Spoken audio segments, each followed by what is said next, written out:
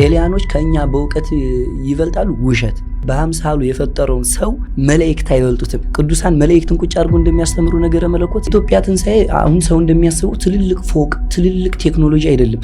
ትንሣኤያችን እግዚአብሔር የምናውቅበት ጊዜ ሲመጣ ነው። በማህፀኗም ነበር፣ ጠቅልላውም ነበረ፣ ዓለምንም ይዞ ነበር። በጣም ካይምሮ በላይ ነው። ይሄ ፕሮቴስታንት ትርጉሙን ሳያውቁ ነው እያወሩ የነበሩ። ምን ማለት ነው? ከድንግል ማርያም ኃጢአት ከማግኘት ይልቅ ይላል ከዲያብሎስ ጽድቅ ማግኘት ይቀላል። ለምሳሌ ግን ሰዎች እመቤታችን ቅድስት ድንግል ማርያምን የሚጠሏት ድንግል ማርያምን መጥላት ከሰው ሐሳብ በላይ የሰይጣንም ሐሳብ አለበት። ልባቸው የአሪዮስ ልብሳቸው የአትናቴዎስ የሆኑ ብዙ የውሸት መነኩሴዎች አሉ። የዓለም ሕዝብ ኃጢአት ቢደመር ከእግዚአብሔር ምሕረት ጫፍ አይደርስም። መጽሐፍ ቅዱስ ላይ ሲጀመር ስለ ድንግል ማርያም አልጻፈም። ምን ይላሉ ሊቃውንት? እዚህ ዓለም ላይ ያሉት 75% ውሃዎች ቀለም ቢሆኑ፣ ሙሉ ዛፎች ብዕር እንጨት ቢሆኑ፣ ሰማይና ምድር አንድ ላይ ተዘርግቶ ብንጽፍ የድንግል ማርያም ክብር አንገልጸውም ነው።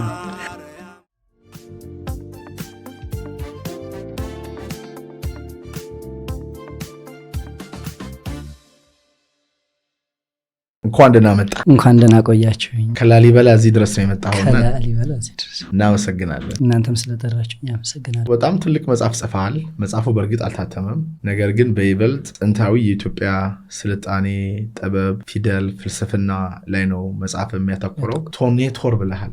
ምን ማለት ነው? በቅድሚያ አመሰግናለሁ ለሁላችሁም። ቶኔቶር ማለት ግብፃውያን ናቸው ለመጀመሪያ ጊዜ ስም የተጠቀሙት። በተለይም ደግሞ የሀገር ስም ነው፣ የኢትዮጵያ ስም ነው። የኩሽ ምድር አቢሲኒያ እንደሚባለው ሁሉ ቶኔቶር ማለት ኢትዮጵያ ምድር ናት። ይህም 3 ምክንያቶች አሉት መጽሐፉ ላይ የተጻፈው። የመጀመሪያው ጥንት ግብፃውያን ለአማልክቶቻቸው ሲገብሩት የነበረው ወርቁ፣ ዕጣኑ። እንግዲህ ግብፃውያን እንደምታውቁት ብዙ አማልክቶች አላቸው፣ ዜውስ፣ አርጤምስ እያሉ ያብዙታን። ግን ለእነሱ የሚገብሩት ዕቃ የሚቀበሉት ፕሮዳክቱን ከኢትዮጵያ ነው የሚወስዱት። በመቀጠል ሁለተኛው ምክንያታቸው በተለይ የአባይ ወንዝ ከኢትዮጵያ ነው መነሻው። ለግብፅ ስልጣኔ ደግሞ የአባይ ወንዝ ዋናው መሰረቱ ነው። ከዛም ተነስቶ ኢትዮጵያን እግዚአብሔር ቢወዳት ነው እንጂ እንደዚህ አክብሮ የሰጣት ይችማ የእግዚአብሔር ሀገር ናት። ቶኔቶር ማለት ትርጓሜው የአምላክ ምድር ማለት ነው። እነሱ ጣዖት እያመለኩ እንዴት ነው የእግዚአብሔር ምድር ማለት የሚችሉት? የእነሱ አምላኮች ዜውስ፣ አርጤምስ ቅድም እንዳየናቸው የእነሱ አምላኮች ለእነሱ ግብር ይሰጣሉ እንጂ ከእነሱ ከአማልክቶቻቸው ለግብፃውያን አንድ ነገር አይደርስላቸውም። ከኢትዮጵያ ምድር ግን ኢትዮጵያ ታበጽ እደዊሃ ኀበ እግዚአብሔር አይደል የሚለው ቅዱስ መጽሐፍ። እጆቿን ወደ እግዚአብሔር ትዘረጋለች፣ እግዚአብሔርም አንገቱን ወደ ኢትዮጵያ ያዘነብላል። የእነሱ አምላክ እንደማለት ነው። የኛ ሳይሆን የነሱ አምላክ ቢወዳቸው ነው እንጂ እንዲያከበራቸው፣ አምላካቸው ሀገራቸውን ቢያከብር ነው እንጂ ሲሉ ነው የአምላክ ሀገር ያሉት። መጽሐፍ ላይ እንግዲህ በጣም የምዕራባውያን ትልልቅ ሰዎች ህይወታቸውን ትተው ደስታቸውን ትተው ሪስክ ያለበትን ነገር ወስደው የኢትዮጵያን መጽሐፍቶቿን ለማጥናት ለመበርበር ብዙ ዳሰሳ አድርገዋል፣ አስሰዋል። እና ምንድነው ትልቁ ሚስጥር ይህን እንዲያደርጉ ያደረጋቸው? ላይ እነ ጄምስ ብሩስ አሉ፣ እነ ክሪስቲያን ሮዝንክሩዝ አሉ። ለምን ነበር የኢትዮጵያ መጽሐፍቶች የሚያጠኑት? ባጭሩ በእኔ አገላለጽ እውቀት በዓለም ላይ ጠፍቶ ነበር። በተለይም ደግሞ ከዚህ ከንፍር ውሃው ጊዜ በኋላ ከኖህ ጊዜ በኋላ እውቀት ጠፍቶ ነበር እና ያ እውቀት የት ነው ተደብቆ የተገኘው? ኢትዮጵያ ላይ ነው። ብዙ ተመራማሪዎች ብዙ ሳይንቲስቶች ይፈልጋሉ ያሻሉ፣ ግን አላገኙትም ነበር። ለዛም ነው ወደ ኢትዮጵያ መጥተው አንዱ ይሄን አግኝቻለሁ ብሎ ከኢትዮጵያ ከተመለሰ በኋላ ይሄን ካገኘማ ብሎ ሌላ ተከትሎን አሁን እንደምናየው ክርስቲያን ሮዝንክሩዝ በ15ኛው ጄምስ ብሩስ በ17 እንደዚሁ እያለ በ19 እነ ሄነሪ ሶልት ያንዱን ሲሰሙ እንደዚህ ያለ ወደ እውቀትን ፍለጋ ወደ ኢትዮጵያ የመጡበት ምክንያት እውቀት በዓለም ስለጠፋ የእውቀት መገኛዋ ኢትዮጵያ ስለሆነች ነበር። እውቀት ብለህ አንተ የምትጠራው ወይም ካለም ተደብቋል ብለህ የጠራው እውቀት ምን ነበር? የጠፋ እውቀት ማለት እግዚአብሔርን ማወቅ ይላል። እግዚአብሔርን ማወቅ በኖህ ጊዜ እንደጠፋ ሁሉ እግዚአብሔርን ማወቅ ጠፍቶ ነበረ። ያው ከዚህ ከወሰዱ በኋላ እግዚአብሔርን አወቁ አላወቁ ሌላ ነገር ቢሆንም እግዚአብሔርን ማወቅ ጠፍቶ ነበር። ለዛም ነው እግዚአብሔር ከሰማይ 7 መስኮቶችን ከምድር 7 መስኮቶችን ወስዶ ማየ አይህ በሚባለው የንፍር ውሃ ሰዎችን እንዲያጠፋ የተገደደው። ከዛም በኋላ ነው እውቀት መጣ። እውቀት የሚለው ከእግዚአብሔር ከመላእክትም ለአዳም ከአዳም ለሴት ከሴት እየወረደ እስከ 10ኛው ትውልድ ድረስ ከመጣ በኋላ በኖህ ጊዜ በተለይ የጨለማ መላእክት ይላቸዋል ቅዱሱ መጻሕፍት፣ እነሱ ለሰው የማይገባ መጻሕፍት ማዳቀልን ብዙ ነገር ለሰው ልጅ አስተምረዋል። በጣም ብዙ ለሰው ሴክሬት የሆኑት ነገሮችን አስተምረዋል። ያ እውቀት ነው እንዲጠፋ የደረር ክርስቶስም ያው በምክንያት ይመስለኛል የንፍር ውሃን ያወረደው። በኦርቶዶክስ ምንም ነገር ያለ ምክንያት የለ እና ያ እውቀት ለሰው ልጅ እንዳይገባ ይመስለኛል። አሁን መጽሐፈ ሄኖክ እንደውም እኔ መደበቅ ቁጥሩ ነው እላለሁ። ምክንያቱም መጽሐፈ ሄኖክ ተገልጾ ቢሆን በዛ ሰዓት የነበሩት የማዳቀል እውቀት የጄኔቲክስ ነገር የምንለው ሙሉ በሙሉ የመጣው ጨለማ መላእክት ወይም ከምድር ንውረድ ወንወስድ ሀታተ ወደ ምድር እንውረድ አንዳንድ ሴቶችንም እንውሰድ ከዛ በኋላ ነው እንግዲህ አንተ የምታውቀው ኔፍሊም ምናምን እያለ የመጣው እና ያን እውቀት ጠፍቶ ነበረ። መልካምም እውቀት እግዚአብሔርን የሚያውቁት እነ ኖህ ደጋግ ነበሩ። ከ10 ትውልድ በተለይ አዳም ቃየልና አቤል የሚባሉ ወንድሞች ነበሩት። ያው ቃየል በክፋት አቤልን ከገደለው በኋላ ምትክ ሲል ሴትን ወልዷል። አዳም፣ ሴት፣ ቃይናን፣ መላልኤል፣ ያሬድ፣ ሄኖክ በተለይ በጣም አዋቂው ሄኖክ ማቱሳላ የሄኖክ ልጅ ማቱሳላ እድሜ ረዝሙ። እነዚህ ደጋግ አባቶች በነበሩበት ጊዜ ደጉ እውቀት ነበረ። ደጉ እውቀት የትኛው ነው? እግዚአብሔርን የምናውቅበት ነው። እግዚአብሔርን ማወቅ እውቀት ነው።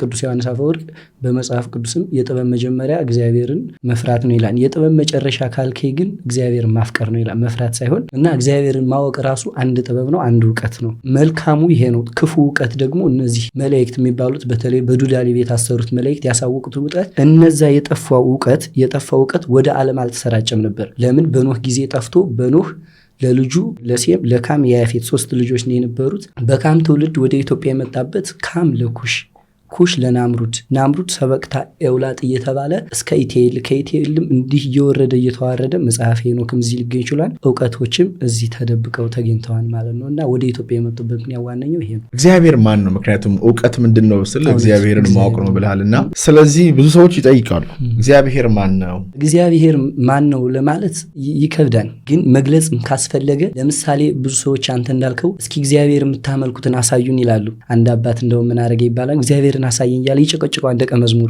ከዛ ሻይ ያስመጣውና ስኳር አረገበት። ስኳሩን ካሟሟው በኋላ ሲጠጣው ሻዩ ይጥማል። ስኳር አለ የለውም ይለዋል። አለው። የታየኸው ሟሙቷና ስኳሩ የታየው አለው። አይ አባቴ ስኳርኩ በሻዩ ላይ ሟሙቶ ረግቶ ተንሳፏል እንጂ አይታይ ብለዋል። እግዚአብሔር ይምድር የኛን ህይወት ሰፎ ረግቶ ተሰውሮ የኛን ህይወት ያጣመው ብሎ መልሶለታል። እግዚአብሔር የማይገለጠው እንደ ስኳር ተሰውሮ ግን ለደረሱ አባቶች ይገለጻሉ። እሱን እናወራዋለን ወደፊት እና እግዚአብሔር ማን ነው? ከባድ ነው። እግዚአብሔር ሀልዎቱ ለአብ እምቅድመ የተፈጠረ ዓለም። የእግዚአብሔር አኗኗሩ ከዓለም በፊት ነበረ። ማወቅ አንችልም። እንኳን አኗኗሩን እንኳን ራሱ እግዚአብሔርን ካወቅንማ ራሱን እግዚአብሔር ሆነና።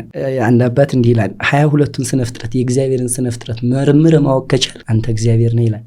ለምን አይቻልም? በሰው ህሊና የሚቻል አይደለም። አባቶች ምን ይላሉ ይህን ሲያስረዱ? ከነፋስ ከሰው ህሊና ንፋስ ይረቃን ይላሉ። ከንፋስ ደግሞ መላእክት ይረቃሉ። መጽሐፍ ሚላን ወዲ ባህዱ መልአክ ያልፍ ወበዲ ባህዱ መላእክት፣ አንዱ መላእክት በአንዱ መላእክት ሳይጋጩ መተላለፍ ይችላሉ ከርቀታቸው አንጻር። ከመላእክት በላይ ሐሳባቸው ይረቃል፣ ከሐሳባቸው በላይ ደግሞ እግዚአብሔር ይረቃል። እና እግዚአብሔር እንዴት እናውቀዋለን? ንፋስን ሳንመረምር፣ ነፍስን ሳንመረምር፣ መላእክትን ሳንመረምር፣ ሐሳባቸውን ሳንመረምር የዚህም ሁሉ ፈጣሪ እንዴት ማወቅ እንችላለን? ባጭሩ ግን እግዚአብሔር ማለት የሁሉ ነገር አስገኝ፣ ሁሉ ነገር በሱ የሆነ ካለሱ አንዳችም የለም እንዳለ መጽሐፍ ቅዱስ። እግዚአብሔር የሁሉም መጀመሪያ የሁሉም መጨረሻ እሱ እግዚአብሔር ነው ፈጣሪ። ዋው! ስንት ዓመት ነው ናሁ? 18 በቪዲዮ ሳይሆን በድምፅ ብቻ ሰዎች ቢሰሙ መምህር ናሆም ስንት ዓመቶት ነው የሚለው። እግዚአብሔር ጸጋውን ያብዛልን። በጣም በሚገርም ሁኔታ ነው እያወራ ያለው። ሰው እንዴት ነው አንተ ወደዚህ እግዚአብሔር የቀረብክበት ምክንያት? ሸፍተህ አታውቅም? ኧረ ብዙ መሸፈታለሁ። ታውቃለህ ላሊበላ መሆን አንድ እድል ነው እግዚአብሔር እንድታውቅ። ምክንያቱም እንደውም የሰሜን ወሎ አስተዳዳሪ አቡነ ኤርሚያስ ላሊበላ የቤተክርስቲያን ሀገርና ከተማ ናት ይላሉ። እንደ ሌላው ፎቅ ምናምን ሳይሆን ቤተክርስቲያን ነው በየሁሉም። እዚህ ከተማ ላይ ስኖር ዛሬ ስላሴ ቢነግስ ስላሴ ቤተክርስቲያን ላታገኝ ትችላለህ። ሚካኤል ቤተክርስቲያን እንደ ስላሴን ታከብራለህ። ሁሉም አንድ ነው። ላሊበላ ላይ ግን ስላሴን ቤተክርስቲያን አለ። ሚካኤል ሲመጣ ወደ ሚካኤል ቤተክርስቲያን አለ። ገብርኤል ሲመጣ ወደ ሁሉንም ታገኛቸዋለህ። ታቦታቸውን በየቤተክርስቲያናቸው። ያም ወደ መንፈሳዊ እንድቀርብ አድርጎኛል። በተለይ ደግሞ እናቴ በጣም መጽሐፍ ታነባለች። ከሷ ነው እንደውም ማለት ትችላለህ አንድሮሜዳን ሰጠች። እኔ አልገባኝ ብሎ ያነበብኩት ብላን ነው የሰጠኝ እና አንብበ እንድታስረዳኝ ይፈልጋሉ ብላ ነው የሰጠኝ። የመምህር ዶክተር ሮዳስ በአካል አግኝቼዋለሁ። አንድ ጊዜ ከባህር ዳር ወደዚህ አብረን መተናል። ቤቱ ድረስ አብረን ይዛው ነበር። እንድታስረዳ ይፈልጋሉ አለችኝ። ከዛ ያንን ለማንበብ ስል አንድሮሜዳን አንድን ሳነብ ያንን እንዳውቅ ስል ሁለት እንዳውቅ ስል ማዛሮትን እንደዚህ እያለ የሮዳስ ደግሞ እስከ 26 በቃ እንደዚህ እያለ የሮዳስ በተለይ የሮዳስ መጽሐፍ ለእኔ ለመንፈሳዊ ህይወቴ በጣም አግዞኛል፣ በጣም ደግፎኛል ከእናቴም ባሻገር ማለት ነው። እና ወደ መንፈሳዊ የገባሁበት ይሄ ነው። ያው ከመንፈሳዊ ዓለም መራቅ አለ። እንደውም አሁን አንድ ሌባ ወርቅ ወዳለበት ነው የሚሄደው ወይስ ምንም ወደሌለው ነው? ወርቅ ወዳለበት። ሰይጣንም ተግቶ ወደ እግዚአብሔር ወደሚጸልየው ነው እንጂ ዝም ብሎ ቁጭ ላሉማ ራሱን በራሱ እያሳሰተ ነው። ሰይጣን ጊዜውን አያጠፋም። ወደ እግዚአብሔር ስትጠጋ ፈተናው የሚበዛው ለዛ ነው። እና ወደ እግዚአብሔር የተጠጋ ሁሉ አሁን ማን ያዘው በዚህ ማስተላለፍ እንትን ለማለትም ሰንበት ተማሪ አሁን ላይ ሶሻል ሚዲያ የምናየው ሰንበት ተማሪ አንድ ወንድ አንድ ሴት ጋራ ቢዋደዱ ወይም ደግሞ ሰንበት ተማሪ የሆነ ሌላ ቦታ ብታይ ክፉ ስም ነው የሚሰጠው። እውነት ነው። ይሄ ተግባር አይደለም፣ አግባባዊ ስራ አይደለም። ግን ሰንበት ትምህርት ቤት ስትሆን ለእግዚአብሔር ትቀርባለህ። ለእግዚአብሔር ስትቀርብ ደግሞ በቀረብክ ቁጥር ሰይጣን በዛው ልክ ይመጣል። ዓለማዊ ሰው ካለው በላይ ኃይሉን ከፍ አድርጎ ይመጣልና ለእግዚአብሔር ቤት በቀረበ ቁጥር ሰይጣንም ወደ አንተ የመቅረብ እድሉ በጣም ሰፊ ነው። እና ትንሽ ጠጋ ስትል ፈተና ይበዛል። ብዙ ጊዜ መውጣት ነበረ። በተለይ እንደውም ከኔ የሰው ከባድ ነበር። እንደዚህ የፍልስፍና መጽሐፍ አታንብብ፣ እንደዚህ እንትን መጽሐፍ አታንብብ፣ ሰው ይገፋፋል።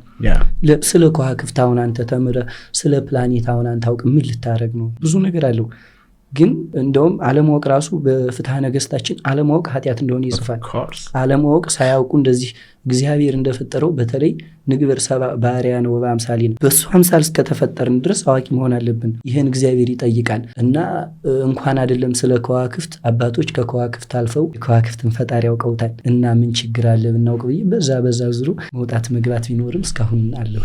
ስለ ከዋክብት ስታወራ በመጽሐፍ ላይ ስለ ግዕዝ ፊደላት አመጣጥና ሚስጥራዊ ትርጓሜ በጥልቀት አስፍረሃል። እዛ ላይ ፊደሎቻችን ተራ መጻፊያ ምልክቶች ብቻ ሳይሆኑ ከእያንዳንዳቸው በስተጀርባ የራሳቸውን መንፈሳዊ ስነ መለኮታዊና ፍልስፍናዊ ትርጉም እንዳላቸው ትንተና ሰጥተኛልና የፊደሎቻችን ድምፅና ሚስጥር መረዳታችን ባለንበት ዘመን ምን ጥቅም አለው? በጣም ጥቅም አለው። ልክ ብለሃል። ፊደል ማለት በተለይ በዓለም ላይ 4 ፊደላት ናቸው። ፊደላቸው ቁጥራቸው ፊደል የሆነው 4 ሀገራት ሮምን ሳይጨምር ኢትዮጵያ፣ ግሪክ፣ ጽርህ የምንለው እነዚህ ሆነው ቋንቋቸው ፊደል ነው። ፊደሉ ቋንቋቸው ነው። ሂብሩ ራሱ እንደዚህ እንደ ኢትዮጵያው የኢትዮጵያውም ቋንቋው ፊደል ነው። ፊደሉ ቋንቋ ነው። አሁን ለምሳሌ ቋንቋው ፊደል ነው፣ ፊደሉ ቋንቋ ነው። ወደ ምን ማለት ነው? ሀ ብንል የመጀመሪያው ቃል የኛ ከሀ እስከ ፐ አማርኛችን ወይም ፊደላችን ቋንቋው ሀ ነው የመጀመሪያው እስከ ፐስንቀ ሀ ማለት ግን እንደ ኢትዮጵያውያን አባቶች ዝም ብለው ሀ ብለው እንደ ፎሌው አስመስለው አልጻፉትም፣ አልጀመሩትም። ትርጉም አለው። ሀ ማለት ሀልዎቱ ለአብ እምቅድመ የተፈጠረ ዓለም። ቅድም እንደነገር ከሁሉም በፊት የእግዚአብሔርን አኗኗር ማወቅ፣ እግዚአብሔር ከሁሉም በፊት ነበረ ሲሉ ቀዳሚውን ሀ ብለው አስቀምጠውታል። ስብከት ነው ባጭሩ። ቋንቋችን ስብከት ነው ለሚያውቀው ሰው፣ ፊደሉም ስብከት ነው ለሚያውቀው ሰው። ሀ ማለት እንደዛ ይቀጥላል። ለብሰ ስጋ ዚአነ የእኛን ስጋ ለበሰ፣ ሐምሮ ሞቶ ተቀብረ እስከ ፐ ድረስ ስብከት ነው የጻፉት። እስከ ፐ ድረስ ለገባው ሰው እስከ ፐ ድረስ ስብከት ነው የጻፉት። እንደውም አሁን ይሄ ከሀ እስከ ፐ አሁን በቅርብ ነው የመጣው በአባ ሰላማ ከሳቴ ብርሃን። ከዛ በፊት የነበረው ሄኖስ የጻፋቸው አሁን ዳዊት ላይ የምንጠቀማቸው አሌፋት እየተባሉ የሚጠሩ አሉ። አሌፍ ቤት ጋሜል እያሉ እስከ ታው ድረስ የሚሄዱ እነዚህ ራሱ ትርጉም ነበራቸው። አሌፍ ማለት አልፋ አ እኔ አምላካችሁ አልፋ ወ ነኝ ይላል። አና አምላከሙ አልፋ ወ እኔ አምላካችሁ መጀመሪያና መጨረሻ ነኝ። ያንን ሲያስረዱ የመጀመሪያውን ቃል አሌፍ አልፋ አሉት። እሱ መጀመሪያ ነበር ሲሉ ነው። እና ቁጥራችን ስብከት ነው፣ ስብከታችን ቁጥር ነው። የምናውቀው ፊደል ከሀ እስከ ፐ የምናውቀው ለተረዳው ሰው ኃይለኛ ነገረ መለኮት፣ ነገረ ማርያም፣ ነገረ ድነት ትልቅ መንፈሳዊ ትርጉም ያለው ነው። አሁን በዚህ በሶሻል ሚዲያው በዚህ ዘመን የምናየው ብዙዎች ፕሮቴስታንቶች የእምነት ባይሆንም ጴንጤዎች ብዙ ነገሮች በአማርኛ ይጠቀማሉ። ያ አማርኛ ትርጉሙ ምንድን ነው ቢባል መልስ የለም። አሁን እኔ አበበ ብዬ ወይም ደግሞ በሃ ፊደል ጀምሬ ፕሮቴስታንት አድርገውና ብሆን በሃ ጀምሬ ባወራ እኔ ወሬውን ሳይሆን ትርጉሙን ለሚያውቀው ሰው ወይ ፕሮቴስታንት አይደለም። ለምንድን ነው እንደዚህ ያልኩበት ምክንያት ፕሮቴስታንት ትርጉሙን ሳያውቁ ነው እያወሩ የነበሩ። ምን ማለት ነው? ትርጉሙን ሳያውቁ ማለት ፕሮቴስታንቱ እኔ አማርኛ ባወራ የአማርኛ የነገረ ቅዱሳን የነገረ መላእክት የነገረ ድነት ያ ሁሉ የተጠቃለለበት የኢትዮጵያ ኦርቶዶክስ የመሰረተችው ቋንቋ ነው። ስለዚህ ቋንቋው ራሱ የኦርቶዶክስ ዕቃ ነው። አራታው ማርያምን የኦርቶዶክስ ዕቃ ነው ቋንቋው ራሱ። በእውነት ሰሞኑን አንድ መጽሐፍ ትንሽ መጽሐፍ ገዛውና I'm so grateful ለዛች መጽሐፍና መጽሐፎች ናትና ትንሽ መጽሐፍ እኮ ናት። ፍሬ ሃይማኖት ነው የምትለው እኛ አባት ናቸው የጻፉት ብፁዕ አቡነ ቄርሎስ ሊቀ ጳጳስ ይሰኛሉና እና ከዛ በእያንዳንዱ እንትን ውስጥ ያስደነቀኝ ነው የምልህ። የሚያወሩት ስለ እግዚአብሔር ነው የሚያወሩት፣ ስለ ስነ ፍጥረት ነው የሚያወሩት።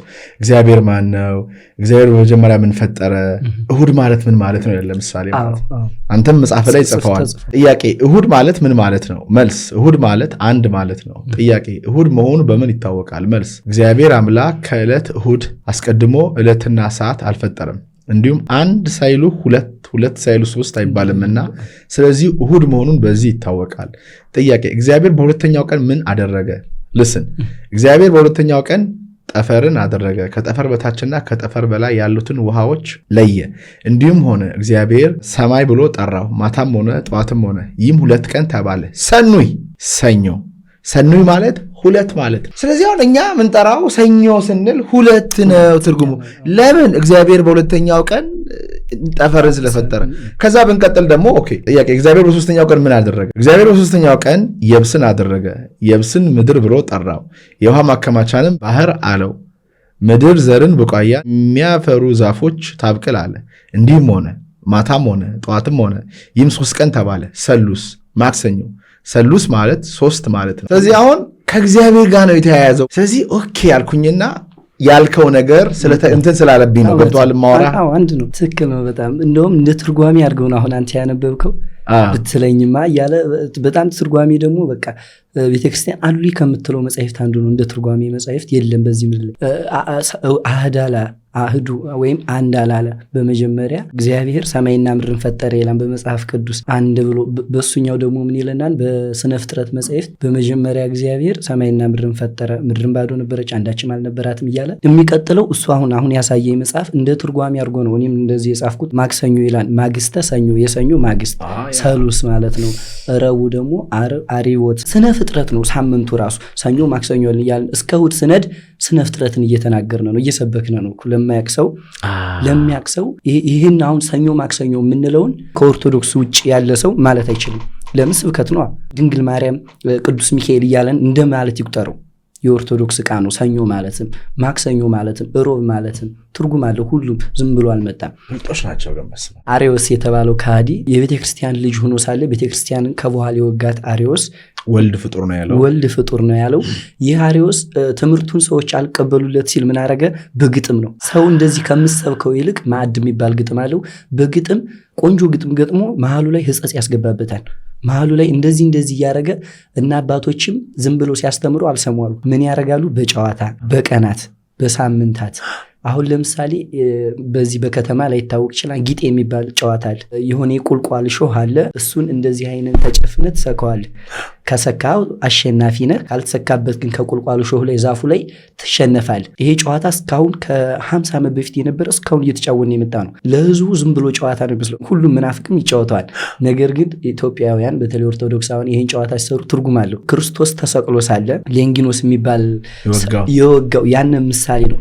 ከወጋው ከደማ ታሸንፋለህ። ለምን? ከክርስቶስ ላይ ማየገበው የሆነ ህይወት ደም ስለወጣ አሸንፏን ያሰው አይኑ በርቷል። ካልወጋው ትሸነፋለህ። ዋሽቶ ማስታረቅ ይሉታል ሊቃውንት። እየወጋው የሚያድን እየገደልከው የሚያነሳ ይሄ ነው እና ትምህርት ከመስጠት ይልቅ በጨዋታ በቋንቋ በፊደል በብዙ አስመስለው ኦርቶዶክሳውያን አሁን እንዳነበብክ እስከዚህ ድረስ አምጥተውታል። ላሊበላም ካየ ዲዛይን የተደረገበት ኮንሴፕት እውቀት ዘርፎናል ስላልከኝ ማለት ነው። ራፋቱኤል የሚባል እንግዳ ነበረኝ 3 ጊዜ እዚህ አቅርቤዋለሁና ፈረንጆቹ ካየ በህንፃ መልእክት ያስተላልፋሉ። አርኪቴክቸር ትልቅ የኮሚኒኬሽን መሳሪያ ነው እና ቅዱስ ላሊበላም ህንፃውን ዲዛይን ሲያደርግ ትልቅ ወንጌል ነው። የድህነት መንገድ ነው። የተሰራበትን መንገድ ብታይ መልእክት ያስተላልፋል።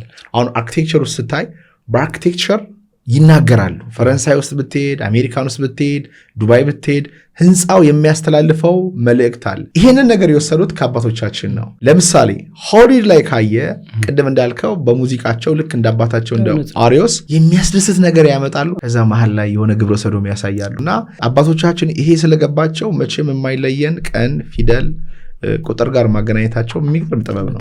ሌላው የኢትዮጵያ የራሷን የተለየ የዘመን አቆጣጠር እንዳላት ይታወቃል። ነገር ግን በመጽሐፍ ውስጥ ጳጉሜን 7 የምትሆንበትን ተጽፏል። በስንት ዓመት ነው የምትሆነው? እንግዲህ ጳጉሜ 7 በ600 ዓመት አንዴ ትውላለች። ይች ጳጉሜ 7 በተለይ ቋንቋው ራሱ ጳጉሜን ማለት ምን ማለት ነው ይላሉ ሊቃውንቶች። ከሊቃውንቱ አንዱ ሮዳስም በጽርህ የጳጉሜን ማለት ነው ትርፍ እንደማለት ነው። እና አሁን ዓለም ጊዜ ለክቶ ማይክሮ ሰከንድ ላይ አቁሟል። ሰዓት ከሰዓት ደቂቃ፣ ከደቂቃ ሴከንድ፣ ከሰከንድ ማይክሮ ሰከንድ ብሎ አቁሟል። ኢትዮጵያውያን ግን እንዲህ አላበቁም። ከሰከንድ ይቀጥላሉ። ኬክሮስ፣ ኬንትሮስ፣ ካልኢት፣ ሳልሲት፣ ራቢት፣ ሐምሲት ብለው ሳድሲት መጨረሻዋን ያስገባሉ። ይሄ እንግዲህ የደቂቃ ድቃቂ መጨረሻዋን ሳድሲት የምትባለው እንግዲህ ኢትዮጵያውያን ይሄን ደምረው ነው እንግዲህ ጳጉሜ 7ን የሚያመጡት። ለሳይንስ እንኳን የማይመች መደመር ነው። ስልክ እንኳን የማይደምረው ሳይንስ ኤአይ የማይደምረው ነው። በአሁኑ ዘመን ኤአይ ከማይክሮ ሰከንድ ውጭ አያውቅም። ሊቃውንት ግን እስከ ሳልሲት ድረስ አጥንተው እስከ ሳድሲት ድረስ አጥንተው ጳጉሜ 7ን ያመጡበት መንገድ ነው። ይሄ እንግዲህ በየ600 ዓመት በተለይም ዓለም ከተፈጠረች 12 ጊዜ ይሆናለች። ጳጉሜ እንግዲህ 13ኛዋ እግዚአብሔር ለዛ ያደርሰው 2300 ላይ ትውላለች። 2300 ላይ ጳጉሜ 7 ሆነ እናያለን። ይሄ እንግዲህ ኢትዮጵያ ብራና ላይ ቀድሞ የተጻፈ ነው። አሁን ሊደርስ ሲል ግን ምናልባት ሳይንሱ አገኘው የሱ ግኝት አስመስሎ ሊያመጣው ይችላል። ናሳ በዚህ ሰዓት ጳጉሜ እንዲህ ልትል ትችላል ሊል ይችላል። ይህ ግን ከስንት ሺህ ዓመት በፊት የተጻፈ ነው እና ኢትዮጵያ ሊቃውንት እስከዚህ ድረስ ከዚህም በላይ አጥንተዋል። ከእሑድ እስከ ቅዳሜ ያሉት ዕለታት በግዕዝ ስያሜያቸው ስንመለከት ከስነ ፍጥረት ጊዜ ፍሰት ጋር የተያያዘ ጥልቅ ሚስጥር አለው። ሳምንቱ ራሱ ስነ ፍጥረት ነው። ስነ ፍጥረትን አሁን ለማይማር ሰው ሳምንቱን በጠራ ቁጥር ስነ ፍጥረትን እየተማረ ነው። ለገባው ሰው እሁድ ማለት አህዶት እንደሆነ እግዚአብሔር በመጀመሪያ ሰማይ የፈጠረበት በተለይ ደግሞ መላእክትን፣ ሰማያትን፣ ብርሃንን ለይኩን ብርሃን ብሎ ብርሃንን የፈጠረበት።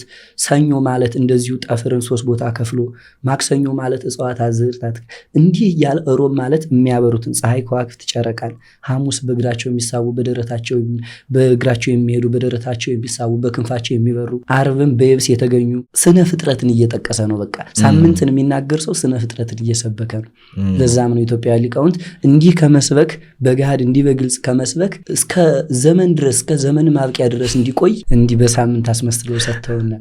ያ ግን የኛ ንቃተ ህሊና ላይ ያለው ተጽዕኖ ምንድን ነው? የኛ ኮንሽስነስ ላይ የኛ አመለካከት ላይ ለገባው ሰው ብዙ ተጽዕኖ አለው። ቅዱስ ጳውሎስ ምን ይላል? ተፈጥሮ አያስተምራችሁም ወይ? ከተፈጥሮ አትማሩም ወይ ይላል። ለሚማር ሰው ሀገር መምህር ነው፣ ሰው መምህር ነው። ሰው ራሱ እኔ ብማር ካንተ እማራለሁ፣ ከተፈጥሮ እማራለሁ። ተፈጥሮን አይተህ ከሆነ ሸረሪት ድሯን የምታድረው እንደ ፕላኔት አደራደር አድርጋ ነው። እና ተፈጥሮ ራሷ ትምህርት ናት ለሚያውቅ ሰው። በተለይም ደግሞ እንደ ኢትዮጵያ ሊቃውንት ከተፈጥሮ አልፈው ምን ይላሉ? አዋቂ ስትሆን ተፈጥሮን ታናግራለህ፣ ጠቢብ ስትሆን ግን ተፈጥሮ ታናግራለህ ይላሉ። ደመና ሲመጣ እንደ ሰለሞን ደመናን የማዘዝ ዝናብ ሊጥል ሲል የማወቅ እንስሳትን ድምፃቸውን የመለየት አዋፋትን ጥቅማቸውን መድኃኒትነታቸውን እና ኢትዮጵያ ሊቃውንት ይህን ስለተረዱ ይመስለኛል ስለተረዱም ነው እንደዚህ አድርገው በእኛ ህሊና እኛ አሁን በተለይ በዚህ በናኖ ቴክኖሎጂ በቴክኖሎጂ ጠፍተናል። ሰው ጫጫታ ላይ ነው። በዚህ ውርውር ይላን ቲክቶክ አለ፣ ሶሻል ሚዲያ አለ። ምንም ሆነ መሰለ ማነዟል አክሱምን የሰራ አዋቂ ላሊበላን የሰራ አዋቂ በዚህ ዘመን ጠፋነ። ለምን? ፈረንጆቹ እንዳንበልጣቸው ምን አረጉ? ይሄን በተለይ ኤአይ የሚባለውን ነገር አርቲፊሻል ኢንተለጀንስ ቴክኖሎጂ የሚባለውን ነገር ለኛ ሰጥተው እኛ በዛ 24 ሰዓት ስልካችን እየተጠቀምን አይናችን እስኪጠፋ ድረስ ስናይ እነሱ ሌላ ቦታ ደርሰዋል። አሁን የሚገርምህ የቲክቶክ ፈጣሪ ቻይና ላይ ነው ቲክቶክ የተፈጠረው። ቻይና ላይ ግን ሙሉ እኛ የምንጠቀመው ቲክቶክ አይገባም። ግሳንግሱ ቲክቶክ አይገባም። ይለያን። ቲክቶክ ራሱ በመንግስት የተፈቀደለት ቲክቶክ ብቻ ነው መፖሰት የሚችለው ትምህርት አዘል። የኢትዮጵያው ግን ሁሉም አይነት ቲክቶክ ስለሆነ ከባድ ነው በጣም እና እነሱ ለኛ ሶሻል ሚዲያን አርቲፊሻል ኢንተለጀንስን ሰጥተው እኛ በዛ ስንዶም እነሱ ከፋሉ። እውነትም አድገዋን እውነትም ያደጉ ሀገራት ግን እምለው እነሱ አድገው ሳይሆን እኛ ዝቅ ብለን ነው። ድሮነታችን ስለረሳነ ነው አሁንነታችን የጠፋን። ትውልዱ ላይ የራስን ነገር መናቅ አለ። እውነቱ አንድ ቀን ይወጣል። እንደዚህ ተደብቆ ኢትዮጵያ ኋላ ቀርታ ዚስ ማች ቱ ዚስ ሌቭል ቀንን ከእግዚአብሔር ጋር ካላንደርን ከእግዚአብሔር ጋር ከፈጠረን አምላክ ጋር ያሳሰረ ህዝብ ዛሬ ለብር ተገዝቶ ነፍሱን ሸጦ መኖሩ ስታይ ሳይሰራ ቢሆን ይሁን እንዴ አባቶቻችን አላስተማሩንም ትላለህ። ግን ቀኑን አጥናው አንተ ስለማትጠይቅ ነው። አንተ ኮሽን ስለማታደርግ ነው። እድሜ ልክን የተወለድከው ማክሰኞ ነው፣ ግን ማክሰኞ ምን እንደሆነ አልጠየቅም። እሁድ ነው፣ እሁድ ምን እንደሆነ አልጠየቅም። የምትጠቀመው ፊደል ቋንቋ ምን በውስጡ እንዳለ አትጠይቅም። ግን የፈረንጁን ፍራንች ስፓኒሽ ምናምን ከፍለህ ትማራለህ። እሱን መማር ችግር የለውም። ግን እዚህ ያለውን ደግሞ ማወቅ በጣም የተገባ ነው። መጽሐፍ ላይ አንዳንድ የሚገራርሙ ታሪኮችን አንስተሃል። ለምሳሌ አንዱ የሰለሞን በራሪ ፈረስ ፔጋሰስ የምንለው ምንድን ነው? እሱ እውነት ነው? እሱ ነገር ፔጋስ የሚባለው እውነት ነው። እንደውም የኢትዮጵያ ነው። አሁን ከ88ቱ ኮንስታሌሽን ፔጋሰስ ብለው ናሳዎች መዝግበውታል። ቶፒክ ፔጋስ ብለው፣ ሊቃውንት ግን አጋሰስ ብለው ነው የሰጡት። ለምንድን ነው አጋሰስ ያሉት? ይሄ ፔጋሰስ ካየኸው ክንፉ የንስር ገላው የፈረስ ነው እና በንስርነቱ ስጋ የሆኑትን በፈረስነቱ ዛፍ ቅጠላቅጠል ይበላል። ሁሉንም ማግበስበስ ሲሆን አጋሰስ አሉት። ፈረንጆቹ ገልብጠው ፔጋሰስ አሉት እንጂ የኢትዮጵያ ነው። በተለይም እስከ ቅርብ ጊዜ ድረስ እንደውም ኢትዮጵያውያን እንደሚጠቀሙበት በቅሎ፣ ለምሳሌ አሁን በቅሎ ማለት ከስሙ የበቀለ ነው። በቅሎ ልጅ አትወልድም። ፈረስ ነበር የነበረው፣ በጄኔቲክስ ግን በቅሎ መጥቷል። ልጅ በቅሎ እንደተባለ ሁሉ ፔጋስ የተባለውም እንደዚህ አጋሰስ ብለው ኢትዮጵያውያን ሊቃውንት አምጥተውታል። ከሰለሞን ጋር በተለይ በጣም የተያያዘ ሰለሞን ያው እንደምታ ሁሉ የሚያውቀው ጠቢብ ነው ሰለሞን። በተለይ እንደውም ሰለሞን ፈለካትን አየራትን ሙፃ ነፋሳትን ወደ ታች ወደ መሬት ወደ ጎን እስከ ናጌብ መርምሮ እንደሱ አዋቂ የለም፣ ከዚህ በኋላም ሊኖርም አይችልም። እና ሰለሞን ሞትን ማየት አልፈለገም። እንደ ጠቢብ ስለነበረ ሞትን መሸሽ ፈለገ ይላሉ ሊቃውንት። ሞትን መሸሽ ሲፈልግ ምንድነው የመጣለት? ሊቃውንትን ጠቢባንን አማክሮ ምን ላድርግ ሲላቸው እንዲህ አድርገህ እኮ ብታዳቅል ወደ ገነት በአካለ ስጋ መሄድ ትችላለህ፣ ወደ ብሔረ ሕያዋን አሉት። ሰለሞንም ጊዜ አልፈጀም፣ ንስር አመጣ። ከዛም ደግሞ ፈረስ አመጣ። እነዛም ሁለቱን እንግዲህ ጄኔቲክስ አሁን በሳይንሱ አሁን የተለመደው እንላለን፣ ግን ከዛም በፊት ነበረ። ከሰለሞንም በፊት በነ ሄኖክ ጊዜም ነበር ጄኔቲክስ የቆየ ነው። ኢንጂነሪንግ የሚባለው ማዳቀሉ ማለት ነው፣ ጂንን ከጂን ማዋሃድ የቆየ ነው በጣም። እና ሰለሞንም እንደዛ ነው ያደረገው። ከዛም ስጋ እያበላው አትክልት እያበላው በጣም ከገዘፈ በኋላ አንድ ጊዜ ምን ይላሉ? ሰለሞን በዛ ፈረስ ወጣ ይላሉ ሊቃውንት። ወደዛ ፈረስ ወጥቶ ፈረሱን 3 ቀን ካስራቡ በኋላ እንደዚህ አድርጎ ከፈረሱ ፊት ላይ ስጋ አረገው። ያ ፈረስ ስጋውን እበላለሁ ሲል ዝም ብሎ ያለ ሐሳብ ይበራል። ወደ ምዕራብ ሲሄድ ሰለሞን ጥቁር መጋረጃ እንዳየ፣ ወደ ምስራቅ ሲሄድ ግን የብርሃን መጋረጃ እንዳየ ይናገራሉ ሊቃውንት። ያ የብርሃን መጋረጃ የሚባለው አሁን ብሔረ ብፁዓን በተለይ እነ ሄኖክ እነ እዝራ ናአኩተላብ ቅዱስ ናአኩተላብ እና አቡነ አረጋዊ እነ ቅዱስ ያሬድ የተሰወሩበት ያቺ የማይሞተው ከተማ ያሉበት ያችን እንዳየ፣ ጥቁር መጋረጃው ደግሞ በረባሮስን እንዳየ ሊቃውንት ይጽፋሉ። እና የማዳቀል እውቀት እንዲህ የነበረ ነው፣ የኢትዮጵያ ነው ይሄ ጭምር። ሰለሞን ግን ጥሩ የሚባል አባት ነበረ። አሜን። አንዳንድ ኮንስፓይረሲ ቲዮሪዎች አሉ። እንዳልከው ጠበኛ ሰው ነው። ከዚህ በኋላ ቢነሳ ሰው እንደሱ ጠበኛ ቢሊየነር ሀብታም ሊሆን አይችልም። በስተመጨረሻ ግን ነገሮችን እንዳበላሸ ይናገራል። ከእግዚአብሔር መንገድ እንደወጣ ይናገራል። ይሄ ጄኔቲክ ኢንጂነሪንግ ራሱ ከእግዚአብሔር መንገድ የወጣና ያመለጠ ነው። ሰው ምንድን ነው ያንተ እይታ እዛ ላይ? ወይም አባቶቻችን ምንድን ነው ያሉት? የመጨረሻው እውነት ነው። ብዙ ክርክር አለ በሰለሞን። እንደውም ቅዱስ ነው አይደለም ሁሉ ተብሎ ይጠየቃል። ሰለሞን እንደኔ አስተያየት ሰው ሆኖ የማይፈተን የለም፣ ብረቱ ነው የማይዝግ፣ እንጨቱ ነው የማይጨስ የለም። ተፈትኗን ሰለሞን። እንደውም ቅዱስ መጽሐፍ ወደ 700 ሚስቶች 300 ቁባቶች እንደዛ የነበረ ሰው ነው። ግን በጀርባ ስታይ ደግሞ እኔ እንደው ስለ ድንግል ማርያም ያወራ ሁሉ በቃ ለእኔ የተለየ ሰው ነው። እቴ ሙሽራዬ ነይ ከሊባኖስ ብሎ የተናገሩ ሰለሞን። እቴ ሙሽራዬ ነይ ከሊባኖስ ያለው እንግዲህ ሰለሞን ገና ድንግል ማርያም በፊት የነበረ ነው። በትንቢት መነጽር ትንቢት የሚገለጸው ደግሞ ከእግዚአብሔር ነው። ትንቢት ከማንም አይመጣ ከእግዚአብሔር ውጭ። እቴ ሙሽራዬ ነይ ከሊባኖስ የተባለው እናቷ ሐና አባቷ ኢያቄም ከሊባኖስ ስለወለዷት ነው። ድንግል ማርያምን ሙሽራዬ ብሎ ይጠራታል። በተለይ ትወጽ በትር እምስሮ እሴይ ይላል። ከእሴይ ስር በትር ትወጣለች፣ በትሯም ቁጥቋጦ ታፈራለች። የድንግል ማርያምን አስፍቶ ስለተናገረ በስንክሳር እንደውም ቅዱስ እንደሆነ ይናገራል ሰለሞን። ምክንያቱም ከ10ኛው ማዕረግ ሁሉ እንደ ነጽሮተ ሰሉስ ቅዱስ ለከዊነ እሳት ደርሰው ወድቀው የተነሷሉ። ገላቸው እንደ እሳት ሆኖ በረሮ ሲያርፍባቸው እንደ እሳት እየበረሩ እየተበሉ እያረፉ ከዛ ሁሉ ወድቀው የተመለሷሉ። ሰለሞንም እውነት ነው ወድቋል። እንኳን ሰለሞን አባቱ ዳዊት እኮ ኦሪዮንን ገሏል፣ ሚስቱን አዘሙቷል። ያን ሁሉ ታድርጎ ግን እንደ ልቤ ተብሏል። እንደ ልቤ እንግዲህ ያን ሁሉ ኃጢአት የሰራ ሰው እንደ ልቤ ከተባለ ሰለሞንስ እንዴት በእግዚአብሔር ዘንድ አይወደድ? እግዚአብሔር ለማይወደው ሰው እንትን አይሰጥም። እግዚአብሔር ፍቅሩ እንደበዛ ሁሉ ቁጣውም የበዛ ነው። ቁጣህንም አታሳየኝ ፍቅርህንም አታሳየኝ። እንደውም ሁለት አባቶች በዚያው ላይ ወደ ገዳም ገቡ ይላል እና አንዱ ገዳም ሁልጊዜ አንደኛው አባት ሁልጊዜ ሲኦልን እያሰበ ኑሯል። አንዱ ደግሞ ገነትን ነው የሚያስበው። ሲወጡ ከዕለታት አንድ ቀን አንዱ ብርሃን ሆኗል፣ አንዱ ደግሞ ጨለማ ሆኗል።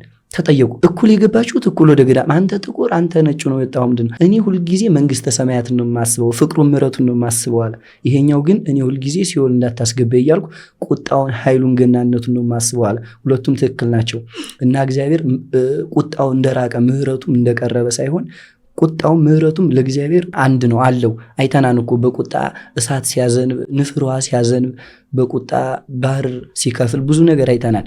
ግን ደግሞ በምሕረትም እጥፍ። እንደውም ሊቃውንት የአንድ ሰው ኃጢአት አይደለም የዓለም ሕዝብ ኃጢአት ቢደመር ከእግዚአብሔር ምሕረት ጫፍ አይደርስም። ከትልቅ ውቅያኖስ ላይ ጠብታ ደም ጠብ እንደማለት ነው የሚሉት እና ሰለሞንን እንዴት ይቅር አይለው? እና እንደ ቅዱስ ነው አባቶች በተለይ ላሊበላ ያሉት እነ ሊቃውንት የሚያዩት ሰለሞን እንደ ቅዱስ ነው የሚያዩት። ትንቢተኛ አድርገውም ያዩታን ሰለሞን ላሊበላ ያሉት። አዎ አግኝታቸዋል። ላሊበላ ያሉት ሊቃውንቶች አዎ እነሱ ጋር ነበር ሁሉም ሙሉ ሊቃውንት። በዚሁ አመሰግነዋለሁ። የንታ ሳሙኤል ይባላሉ። የአራቱ ጉባኤያት መምህር የበላይ ናቸው። የጉባኤም የትርጓሜ መምህር ናቸው። እሳቸውን መጽሐፉን በጣም ያዩታን ሁልጊዜ እና እሳቸው ጋር እንዲህ እንተያየቃለን እንደኔና እናንተ ቁጭ ብለን እና ብዙ ነገር ይመክሩኛል። ሰለሞን ጠቢብ ባይሆን እንዴት ስለ ድንግል ማርያም ያውቃል? ቅዱስ ዮሐንስ አፈወርቅ ምን ይላል? ድንግል ማርያም ሆይ ትሕትናሽ ፍቅርሽ አንቺ እንዳመሰግን ይገፋፋኛል ይላል። ስላፈቀራት ነው ያመሰገናት። ሙሽራዬ ያላት ስለወደዳት ነው፣ ያውም በትንቢት እና ሰለሞንን እንደ ቅዱስ ያዩታል። እኔም እንደሱ ነው የማየው። ብዙ ሰዎች ግን ስለ እመቤታችን የተነገሩ ትንቢቶችን አይቀበሏቸውም። መጽሐፍ ቅዱስ ከኦሪት እስከ ራእይ የሚያወራው ስለ ኢየሱስ ክርስቶስ ነው። እናቱ ደግሞ ከእሷ አትነጠልምና በእያንዳንዱ ሚስጥሮች ውስጥ ቤተክርስቲያን አመሳጥራ ድንግል ማርያምን የኖህ መርከብ ሊያደርጓት እንትን ትለዋለች። እና እንደዚህ ለሆኑ ሰዎች ምንድን ነው የምትላቸው? የማይገባቸው ነገር አለ። አሁን ለምሳሌ አንዳንድ ሰዎች ላይረዱት ይችላሉ። እውነት ነው። ብዙም የሚጠይቁም አሉ። መጽሐፍ ቅዱስ ላይ ሲጀመር ስለ ድንግል ማርያም አልጻፈም። ሌላው ቀርቶ በሉቃስ ወንጌል ቅዱስ ገብርኤል ይህንን ፖድካስት ወደ እናንተ ያደረሰው ማን ያዘዋል እሸቱ ግቢ ነው። ጤናማ ምግብና መጠጣችን ይመረጣል። የግቢያችን ድባብ ሰላም ይሰጣል። ቦሌ ሰላም ሲቲ ሞል ጀርባ እንገኛለን። ይሞክሩን። ደስ ይበልሽ ተፈሥሒ ድንግል ተፈሥሒ ማርያም ብሎ እሱ ደስ ይበልሽ ብሎ ደስታ የሰጣትን እኛ ደስታ ልንነፍጋት አንችልም። ሌላው ቀርቶ ኢሳይያስ የተጻፈው ድንግል በድንግልና ጸንሳ በድንግልና ትወልዳለች የሚለው ሌላው ጠፍቶ ይህ ብቻ ቃል ቢኖር ይህ ብቻ ዘላለም ድንግል ማርያም ስትመሰገን እንድትኖር የሚያረግ ቃል ነው። ለምን? አምላክ ነዋ የወለደችው። ሊቃውንት ምን ይላሉ? ፀሐይ በመስታወት ያልፋል። ፀሐይ መስታወቱን ሰብሮ አይደለም። የፀሐይ ብርሃን በመስታወቱ አልፎ ተሰብሮ ምናምን አይደለም። ወይም እኔ አሁን በአንተ ብሌን መልኬን አየዋለሁ፣ አንተም በእኔ ብሌን መልኬን ታየዋለህ። እኔ አንተ ብሌን ላይ ገብቻ አይደለም፣ አንተም በእኔ ብሌን ገብታ አይደለም። ክርስቶስ እዚህም አለ፣ እንደኔ እዚህ እንዳለሁት ዓይንህም ላይ አለ። ድንግል ማርያም ለክርስቶስ መስታወቱ ነች። ሲወለድ እንደ ፀሐይ መስታወትን ሳይሰብር መውጣት ከቻለ መስታወትን አልፎ የፀሐይ ፈጣሪ ክርስቶስ ድንግልናዋን ሳያፈርስ ወጥቷል። ይህ ብቻ በድንግልና ትጸንሳለች ያለው ኢሳይያስ ብቻ ይህም ብቻ ስለተናገረ ዘላለም ትመሰገናለች። ለምንድን ነው? ክርስቶስ በእሷ ማኅፀን እያለ ዓለምንም እንዲያርጎ ይዞ ነበር። በማኅፀኗም ነበር፣ ጠቅልላውም ነበረ፣ ዓለምንም ይዞ ነበር። በጣም ከአይምሮ በላይ ነው። ይሄ ቅዳሴ ማርያም የተናገረ ከአይምሮ በላይ እና ሌላው ጠፍቶ መጽሐፍ ቅዱስ ላይ አሁን እንዳልከው የኖህ መርከብ ትመሰላለች፣ በቁጥቋጦ በሙሴ ቁጥቋጦ ትመሰላለች፣ ብዙ ነገር አላት፣ ብዙ ምሳሌ አላት ላወቀው ሰው። ግን ያን እንኳን ባይኖር ድንግል በድንግልና ጸንሳ በድንግልና ትወልዳለች የሚለው ዘላለም እንድናመሰግናት የሚያደርግ ነው። ለምን መስላ ግን ሰዎች እመቤታችን ቅድስት ድንግል ማርያምን የሚጠሏት? በእርግጥ አንድ አባት ቆንጆ አድርገው መልሰውልኛል፣ ግን ያንተም ማወቅ ፈልጋለሁ። ሰው በቃ ሰውን አያውቅም፣ አዳኙን አያውቅም። ሰው ያጎረሰውን ይነክሳል። እንግዲህ ከድንግል ማርያም በላይ አጉራሽ የለም። የነገረ መለኮት ሊቅ ክርስቶስን ከሷ በላይ የሚያውቀው የለም። ግን ክርስቶስን ይዛ አይደለም እነ ሄሮድስን ዓለምን ማናወጽ እየቻለ ማጥፋት እየቻለ እሺ ብላ በእምነት ተሰደደ። ያ ሁሉ መከራ ሲሰቀል እንዲያ እያለቀሰ አጥፋቸው እንኳን እኮ የለም አጥፋቸው እንኳን እኮ አላለ። እንዲያ እየቻለኝ ጠፍተን ነበርኩ አንኖርም ነበርኩ እሷ ባትኖር። ምን ይላሉ ሊቃውንት? የሔዋን ዘር ሙሉ ተረግሞ ነበረ፣ ግን በሔዋን ዘር እመቤታችን ነበረች ያልተረገመች መርገመ በለስ የሌለባት። እንዴት ይላሉ? እስኪ ያስረዱን ይሄን ይላሉ። ምን ይላሉ ሊቃውንት? በጭቃ ውስጥ ያለ ወርቅ ይላሉ። ወርቁ በጭቃ ቢደፈን ወርቅነቱን ይተዋል? አይተው። ብርሃኑን ይቀንስ? አይቀንስም። ጭቃው ግን ደፍኖታል። ወርቁ እስኪወጣ ድረስ ላይታይ ይችላል እንጂ ከወጣ በኋላ እመቤታችንም እንዳያና በዛ ዘመን ክርስቶስ እስኪወለድ ጭቃ ነበር፣ ተደፍኖ ነበር። ክርስቶስ ከተወለደ በኋላ ግን ወርቋ ወጣች እና ያልተረገመችው ድንግል ማርያም አይደለም በእግዚአብሔር ሕሊና እንኳን ድንግል ማርያም እኛም ታስበን እንኖር ነበር እና ድንግል ማርያምን ቀድሞ ያስባት ነበረ። እሷ ለምን አልተረገመችም? ሰውን ስለሚወድ ነው። እሷ ብትረገማ በማን ያድነናል? እሷ ባትኖር እሷ ባትፈጠር በምን እንድናለን? ጠፍተን። እንደውም አንድ አባት ምን ይላል? ዘርም ባያስቀርልን ኑሮ እንደ ሰዶምና እንደ ገሞራ በሆነ ነበር ይላል። ዘር ያላት ድንግል ማርያም ናት። እሷ ባትኖር እንደ ሰዶም በሳት በተበላን ነበር እንደማለቱ ነው። እና እሷን ያስቀረበት ምክንያት ሰውን ስለሚወድ ነው። ሊቃውንት ምን ይላሉ? እግዚአብሔር በዙፋኑ እያለ ዓለምን ማዳን ይችላል። እርግብ ሆኖ መጥቶ ዓለምን ማዳን ይችላል። ሌላ እንስሳ ሆኖ ማዳን ይችላል። እና ምን ይላሉ? ለሰው ልብሱ ሰው ነው ይላሉ። ለወፍ ልብሷ ላባዋ ናት። የሰይፍ ልብሱ ሰገባው ነው፣ የሰይፍ ማስገቢያው። ለሰውም ልብስ ሰው ነው ይላል። ይህን እግዚአብሔር ስለሚያው ሰው ሆኖ መጣ፣ ሰው የሆነችን ድንግል ማርያም አስቀምጦ ይላል። እና እንጠፋ ነበረ እና በዚህ ሰዓት ድንግል ማርያምን እንደሌላ የሚገባትን ያህል ክብር አይደለም እኛ የውዳሴ ማርያም ደራሲ እነ አባ ጊዮርጊስ ዘጋስጫ እንደዛ መስግኗት 8000 መጽሐፍ በላይ ጽፈውላት ስለሷ እየተነጋገሯት አብራቸው እየዋለይ እንዲያ ያመሰግኗት። ምን ይላል አባ ጊዮርጊስ ዘጋስጫ? ድንግል ማርያም ላመሰግንሽ እየፈለኩ ነው ግን ገና አላገኘሁም ይላል። እንደዛ መስግኗት እና ያሁኑ ሰው አመስግናት ተብሎም ከባድ ነው። ዝም ይሻላል። ድንግል ማርያምን ምን ይላሉ ሊቃውንት? እዚህ ዓለም ላይ ያሉት 75% ውሃዎች ቀለም ቢሆኑ፣ ሙሉ ዛፎች ብዕር እንጨት ቢሆኑ፣ ሰማይና ምድር አንድ ላይ ተዘርግቶ ብንጽፍ የድንግል ማርያምን ክብር አንገልጸውም ነው የሚሉት። ስለሷ መናገር አንችልም ነው የሚሉት። እና ድንግል ማርያምን መጥላት ከሰው ሐሳብ በላይ የሰይጣንም ሐሳብ አለበት። አንድ አባት ምንድን ነው ያሉኝ በጣም ያሳመነኝ ነገር፣ እባብ ሲታይ ምን ይሰማሃል? ሾክ ነው መሆኑ አይደል? ድንግጥ ነው የምትለው። እባብን ስታይ ድንግጥ ትላለህ። ለምን? በእባብ በኩል ነው ሔዋንን አስቷት። ልክ ድንግል ማርያምን ሳይ ደግሞ ሰይጣንም እንደዛ ነው ሾክ የሚሆነው፣ በእሷ በኩል ስላዳነን ማለት ነው። በተለይ ክርስቶስን የሚያምኑ ክርስቲያኖች ኦርቶዶክስ የሚሆኑ ፕሮቴስታንቶች የሚሆኑ ምንድን ነው ያለው ነገር ብለው ማዳን አለባት። ከሰው ወገን የእኛ ባህሪ መመኪያ ስለሆነች በራሷም አይደለም፣ እግዚአብሔርም ነው ደግሞ ይመረጣል። እግዚአብሔር የመረጠውን ደግሞ እኛ ለማዋረድ ማንን ሚስጢር አለው። አሁን ሰዎች የማይገባቸው ነገር 5500 ዘመን ተወልጄ ያድንሃለሁ ሲል በዚህ ዘመን እሷ ስላለች ነው። በሁለተኛው 2000 ዘመን ተወልጄ ያድንሃለሁ ይል ነበር። ስቢኮስ የእሷን አመጣጥ ያውቀዋል። ማን ነው የሚያውቀው? እግዚአብሔር ነው የሚያውቀው። ለምን ድንግል መረጣት? በቃ መረጣት። እግዚአብሔር እንደማዘዝ ሁሉ ነው። ለምን ይችላል አልመረጥክም እኮ አልሰማህም እንዴ? አንድ ጊዜ ድንግል ማርያም ቤት ያጸዳሉ የሆነች ደንገጡር ጋራ። ከዛ የኢሳያስን መጽሐፍ እያነበቡ ድንግል በድንግልና ወልዳ በድንግልና ትጸንሳለች። ወይኔ ድንግልስ እኔ በሆንኩኝ ይችን ሴትዮ እኔ በሆንኩኝ ትላለች ደንገጡሯ። እንዲሁ እንደሷ በሆን ጌታን በወልድ ድንግል ሁኝ አቤት ስከበር ትላለች ድንግል ማርያም። አይ እኔ እንደሷ ሳይሆን እሷ ከሷ ደርሼ ጫማዋን እየጠረኩ ልብሷን እያጠፍኩ ባገለገልኳት አለች። ያን ጊዜ ክርስቶስ መረጣት። አየ ድንግል ማርያም ጻድቅ የነበረችው እሱ ስለመረጣት ብቻ ሳይሆን እሷ ሁና ስለተገኘች ነው። እናቱ ያረጋት እሱ ቀድሞ አበጃጅቷት አይደለም። የመመረጥ የሰው ዘር ተመርጧል። ሁላችንም እኮ ሴቶችም ለክርስቶስን ለመውረድ ሁሉም ተመርጠዋል። ግን መመረጧን ያጸናች እሷ ናት። ለምንድን ነው ድንግል ማርያም በሐልዮ በገቢር በሁሉም በነቢብም ኃጢአት አታውቅም። እኔ አሁን ማን ያዘዋል? ወይም እኔ ከማርስ ፕላኔት በላይ ያው በምናውቀው ወይም ሌላ የማታውቀውን ሰው በውጭ የሚሄደውን ስሙ ማን ነው ብለህ ልታውቀው አትችልም። ቤት ዓመት ግን ትንሽ ፍንጭ ይኖራል። ለምን? ሳይንስ ታውቃለህ፣ ሰውነቱን ታውቃለህ። ብጠይቅም ያ ነገር ፕላኔት ነው እንዲህ ነው ልትለኝ ትችላለህ። ድንግል ማርያም ግን አታውቀውም። ሁሉ እንደዛ ለማስረዳት ሁሉ ኃጢአትን አትስበውም። አሪዮስፋጎስ የቅዱስ ጳውሎስ ተማሪ ከድንግል ማርያም ኃጢአት ከማግኘት ይልቅ ይላል ከዲያብሎስ ጽድቅ ማግኘት ይቀላል። እሷን የሚገልጻት ቃል ይሄም እንደዛን የመሰለ ያን የመሰለ የክፋት አባት ከሱ ጽድቅ ማግኘት ይቀላል። በቃ ከድንግል ማርያም ኃጢአት ከማግኘት እና ለዛም ነው ክርስቶስ የወደዳት ይላል እኮ መጽሐፉ።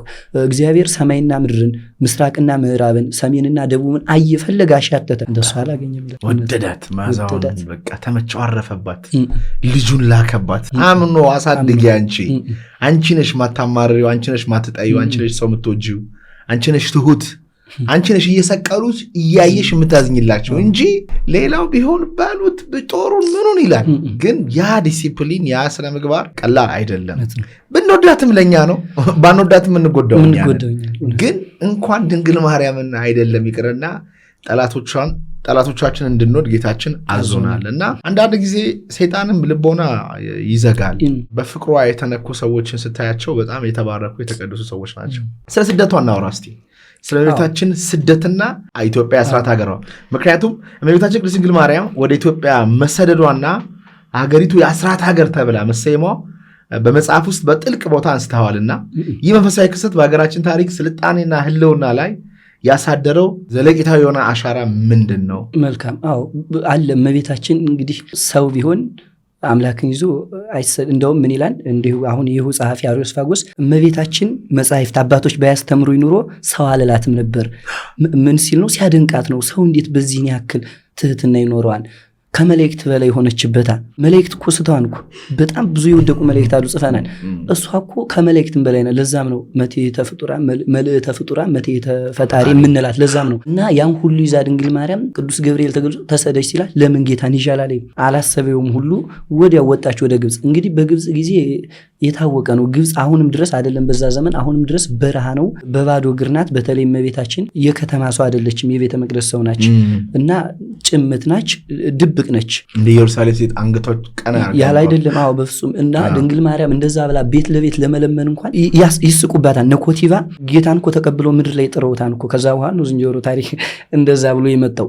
ጌታን ተቀብለው ጥለውታን እኮ፣ ክርስቶስን ተቀብለው ቤት በቤት መለመን ሲያቅታት በረሃ ለበረሃ እየሄደች ነው የነበሩ። የውሃን ፈጣሪ ይዛ ውሃ ትጠማለይ፣ የምግብን ፈጣሪ ይዛ ትራባለይ፣ የፍጥረትን ፈጣሪ ይዛ ፍጥረት እሾህ ይወጋታን፣ ፀሐይ ያሞቃታን እና እሱን ይዛ በተለይ 3 ዓመት ከመንፈቅ ተሰዳለች። በዚያን ጊዜ ግን ወደ ኢትዮጵያ በተለይ የአስራት ሀገሯን ስናመጣ ወደ ኢትዮጵያ መታለች። እንደውም ከሀገራቱ ይልቅ ኢትዮጵያ በደረሰች ጊዜ አንዲት መበለት አንዲት እንጀራን የነበራት ከዛም እመቤታችን በለመነቻት ጊዜ ቆርሳ ግማሹን ለእሷ እንደሰጠቻት መጽሐፍ ይጽፉልናል። ከዛም እመቤታችን በተለይ ወደ ትግሬ ሀገር ከዛም በኋላ ደግሞ ወደ ጣና ቂርቆስ ዳ ጣና ቂርቆስ 3 ወር ከ10 ቀን ለ100 ቀን ተቀምጣለች። ለ100 ቀን ተቀምጣ በዚህ በዋልድባ በነ ቅዱስ ላሊበላ አድርጋ እየባረከች ነው ያለፈችው። ሀገሪቷም ሳትጠማ ሳትራብ በጎንደር ግብፃይት የምትባል ከተማ እስካሁን አለች። ጎንደር ላይ ግብፃይት ማለት ለእመቤታችን የተሰጠ ከግብፅ የመጣሽ እያሉት እኮ ነው። እስካሁን ግብፃይት ይባላል። ያገሩ ሰው ሊያውቀው ይችላል፣ ግን ትርጉም እስካሁን አልገባውም ለምን ግብፃይት እንደተባለ። ለእሷ የተሰጠ የሀገር ስም ነው እና እንደዛ ብላ ወደ ኢትዮጵያ ቆይታ ኢትዮጵያን ባርካ ስትመለስ ነው እንግዲህ ዙራ ባየቻት ጊዜ ይህች ሀገር ወደፊት እኔና አንቺን ያመልካሉ፣ ከሌሎች ይልቅ እኔና አንቺን ይዘክራሉ፣ ይወዳሉ። ስለዚህ ይህች ሀገር አስራት ትሆንሽ። አስራት ማለት የመጀመሪያ ልጅ ማለት እኮ ነው። የመጀመሪያ ልጅሽ ይሁን ኢትዮጵያ ለአንቺ ልጅሽ ይሁን። እንደውም ባለፈው ስዕልም ሞክራለሁ። እመቤታችንን ስላ በጥቁር አድርጌ ነው የሳልኳት። አሁን ድረስ ጥቁሯ ማርያም እየተባለች ግብፅ ውስጥ አለች። ጥቁሯ ማርያም የምትባል ለምንድን ነው ግብፅ ላይ የሰሩት? ክርስትና ኦርቶዶክስ ጠፍቶ ነበረ። ከዛ አንድ ሰዓሊ ጥቁር አድርጎ ሳላት። ለምንድን ነው ሲባል እንዴት ብላ አታዝንብን፣ ስላዘነችብን ፊቷ በሐዘን ስለጠቆረብን ነው ብሎ ተናመድሷል። እና ግብፅ እንደዛ የሆነ ኢትዮጵያ የአስራት ሀገሯ ነው፣ የመጀመሪያ ልጇ ነው። እንዲህ ስንባላ እንዲህ ሃይማኖታችን ስንስት እንዴት ፊቷ አይጠቁር፣ እንዴት አታዝን? እና ድንግል ማርያም እንዲህ ብሎ ኢትዮጵያን ባርከው በተለይ ሄሮድስ ሙቶ ልጁ አርኬላዎስ ይሉታል ሊቃውንት። በዚህ በማቴዎስ ወንጌል ላይም አርኬላዎስ ይሉታል።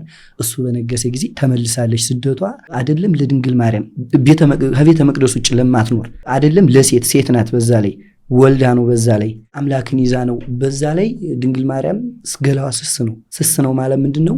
ለሁሉም ነገር ነው። ውሻ እኮ በወርቅ ጫማ ያጠጣ እናት ናት እና ያ ሁሉ ሲያልፍባት ዝም ብላ ያየች። ከድንግል ማርያም ሰባኪ የለም፣ ከድንግል ማርያም በላይ አዋቂ የለም፣ ከድንግል ማርያም በላይ ታጋሽ። ኢዮብ ቢታገስ ከድንግል ማርያም በላይ አልታገሰም። ሰለሞን ጥበብ ቢኖረው ከድንግል ማርያም በላይ ጥበብ የለውም። እዝራም የህይወት ጽዋ ቢሰጠው ህይወቱ ማየው ክርስቶስ ነው፣ ጽዋው ግን እሷ ናት። ያለ እሷ የህይወት ጽዋ አልጠጣም እዝራም። እና ድንግል ማርያም ይህን ሁሉ አይታ ወደዚህ ተሰዳለች። አውርተን አንጨርስ። ግን ያው የሚገባው ይገባዋል። ይሄ ነገር መጽሐፍ ቅዱስ ላይ የለም፣ መጽሐፍ ቅዱስ ላይ የለም ብቻ ነው የሚያምነው ለሚሉ ሰዎች ምን ትላለህ? የታወቀ እኮ ነው። ለምን ምን ይላል መሰለ? ወደ ግብፅ ምንድናታን ይሄ ነብዩ ሚክያስ ሙሽራዋን ከግብፅ ክርስቶስ በሙሽራ በፈጣን ደመና ተጭኖ ወደ ግብፅ ይመጣን ይላል። ከግብፅ ከመጣ በኋላም አይደለም በዛ ጊዜ እንደውም የሻክሹም ሻክሹ የሚባል ሀገር ንጉስ ናቸው የተቀበሉት። እስካሁን በታሪከ ነገሥት ላይ ተዘግቦ ያለ ነው። መንፈሳዊ አናምንም፣ ሳይንስ ነው የምናምነው፣ ወይም ደግሞ ታሪክ ነው የምናምነው፣ መጽሐፍ ቅዱስ አናምንም ለሚሉ ሰዎች ራሱ ማስረጃ አለ። ባዜን ነው የሚባለው ድንግል ማርያምን የተቀበላት ኢትዮጵያዊ ንጉስ ጣና ቂርቆስ ላይ የተቀበላት። ታሪክን እንኳን እናምናለን ካሉ ያ ማስረጃ ነው፣ አንድ ማስረጃ ነው ድንግል ማርያምን እልል ተብሎ እንደተቀበላት። በተለይም ደግሞ ኢትዮጵያ ታበጽሕ እደዊሃ በእግዚአብሔር፣ ኢትዮጵያ እጆቿን ወደ እግዚአብሔር ትዘረጋለች የተባለው ብዙ ምክንያቶች ቢኖሩትም አንደኛው ለሰብአ ሰገል ነው። ሁለተኛው ግን እግዚአብሔር በእመቤታችን በደመናዋ ተጭኖ ሲመጣ እንጀሯን ቆርሳ ከአልጋ ወርዳ አስተኝታ እመቤታችን ስለተቀበለች በፊት ገና ነብር ዥንጉርጉርለቱን ኢትዮጵያዊ መልኩን በፊት የነበረው ኢትዮጵያ አሁንም አለ፣ ሙሉ በሙሉ አልጠፋም አለ። አሁንም በገጠር አካባቢ በተለይ አለ። እንግዳ መቀበል እስካለ ነው እስካሁን ድረስም ወደፊትም ይኖራል። እና ይህ ሁሉ ማስረጃ ያለን፣ ይህ ሁሉ ኢትዮጵያ ታበጽሕ እደዊሃ በእግዚአብሔር ማለት ራሱ አንድ የመጀመሪያው ማስረጃ ነው። ኢትዮጵያ ወደ ድንግል ማርያም ወደ ኢትዮጵያ መምጣቷ። ከሰብአ ሰገል ጋር የሚያገናኘው ነገር ምንድን ነው? ሰብአ ሰገል እንደውም እንደ ኢትዮጵያዊ ሆኖ ሰብአ ሰገልን የሚያውቅ አለማወቅ ኃጢአት ነው ሁሉ ላለው ማወቅ አለብን። ሰብአ ሰገል በውጭ ዓለም በጣም ያመሰጥራሉ። እነማን ናቸው ይላሉ፣ ምንድን ናቸው ይላሉ። በዚህ ግን ገና አልተዳሰሰም፣ አላወቀም። ትርጓሜ የቤት ብቻ ቀርቷን ተደብቆ። ትርጓሜ ሊቃውንት ያውቁታን፣ ይመረምሩታን። ስማቸውንም ሜልኪዮር፣ ጋስፖር እና በዲዳስፋ ባልዛር ይሉታን።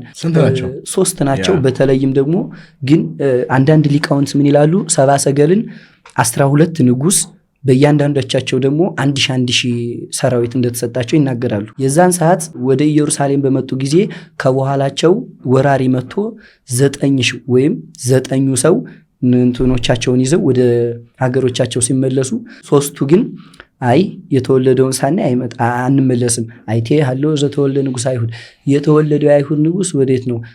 እስመሪነ መጻእነ ኮከበ ዚአሁ በምስራቅ ኮከቡን አይተን ልንሰግድለት መጣን እያሉ 3ቱ ወደ ቤተልሔም ገብተዋል። ሰብአ ሰገል እንግዲህ አንዱ ሲገባ ለአንዱ ሕፃን፣ ሁለተኛው ሲገባ ለአንዱ ወጣት፣ ሶስተኛው ሲገባ ለአንዱ ሽማግሌ ሆኖ የታየው ክርስቶስ። ከዛ ወጥተው ሕፃን አየሁ እኮ ሲል ኧረ እኔ ወጣን ያየሁት እኔ ሽማግሌ ነው ያየው ሲጣሉ መጨረሻ ላይ 3ቱም ሲገቡ ነው እንግዲህ በጨርቅ ተጠቅልሎ ክርስቶስን ሕፃኑ ነው ያዩት። እና ሰብአ ሰገል በጣም ብዙ ታሪክ ያላቸው ናቸው። በተለይ ከአዳም ልብስ ጋር ተያይዞ ያመጡት ወርቅ ዕጣን ከርቤ ጋር ተያይዞ፣ በተለይ ደግሞ አንዱ ባልዛር ወይም ደግሞ ንጉስ ባዜን በነገሰ ነው የሚለው። ንጉስ ባዜን በነገሰ በ8ኛው ክፍለ ዘመን ዘረደሸት የሚባለው አያታቸው እንደላካቸው ይነገራል። እና አንዳንዶቹ እንደውም ሁሉ ከሳባ ይመጣሉ ነው የሚለው መጽሐፍ ቅዱስ። ሳባ ደግሞ በዛ ሰዓት ሙሉ ኢትዮጵያ አጠቃሉ የያዘ ነው። ስለዚህ 3ቱንም ኢትዮጵያዊ ያደርጋሉ። አንዳንዶቹ ደግሞ 2ቱን፣ አንዳንዶቹ ደግሞ አንዱን ያደርጋሉ። በዛም ሆነ በዚህ ኢትዮጵያዊ አለ ከሰብአ ሰገል። እንደዚህ ሳይንሱ ስለኛ ታሪክ እንዲህ እያጠና እኛ የእኛን ታሪክ ለራሳችን ሲያቀርቡልን፣ የራሴን ዕቃ ለራሴ ሲሸጡልኝ ከባድ ነው። እና ሰብአ ሰገል በጣም ብዙ ታሪክ ያላቸው ናቸው። ሌላኛው ስለ 33ቱ ዓለማት ነው። ስለ ሰማይና ምድር አወቃቀር ስናወራ ዘመናዊ ሳይንስ አሁንም ድረስ አዳዲስ ግኝቶችን እያገኘ ነው። ነገር ግን የኢትዮጵያ ሊቃውንት ስለ 33ቱ ዓለማት ቀድመው አስፍረዋል።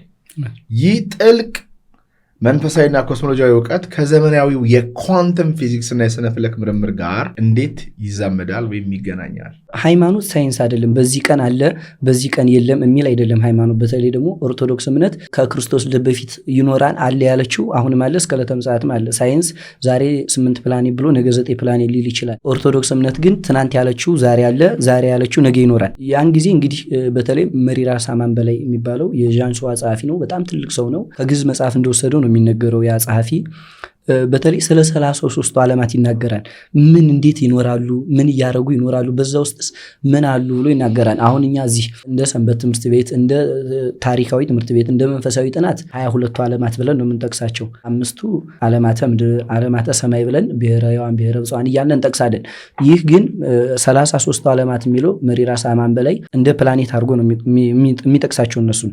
በዚህ ፕላኔት ላይ ጠባቂው ይሄ መልአክ ነው፣ የሚኖሩትም እነዚህ ፍጡራን ናቸው እያለ 33 ዓለም ይጠቅሳል። ሳይንስና ኳንተም ፊዚክስ ጋር ያለው ግንኙነት ሳይንስ እንግዲህ ዛሬ ፕላኔት ቢያገኝ ነገም ፕላኔት ቢያገኝ ነገ ወዲያም ፕላኔት ቢያገኝ ከመንፈሳዊ የተወሰደ ነው።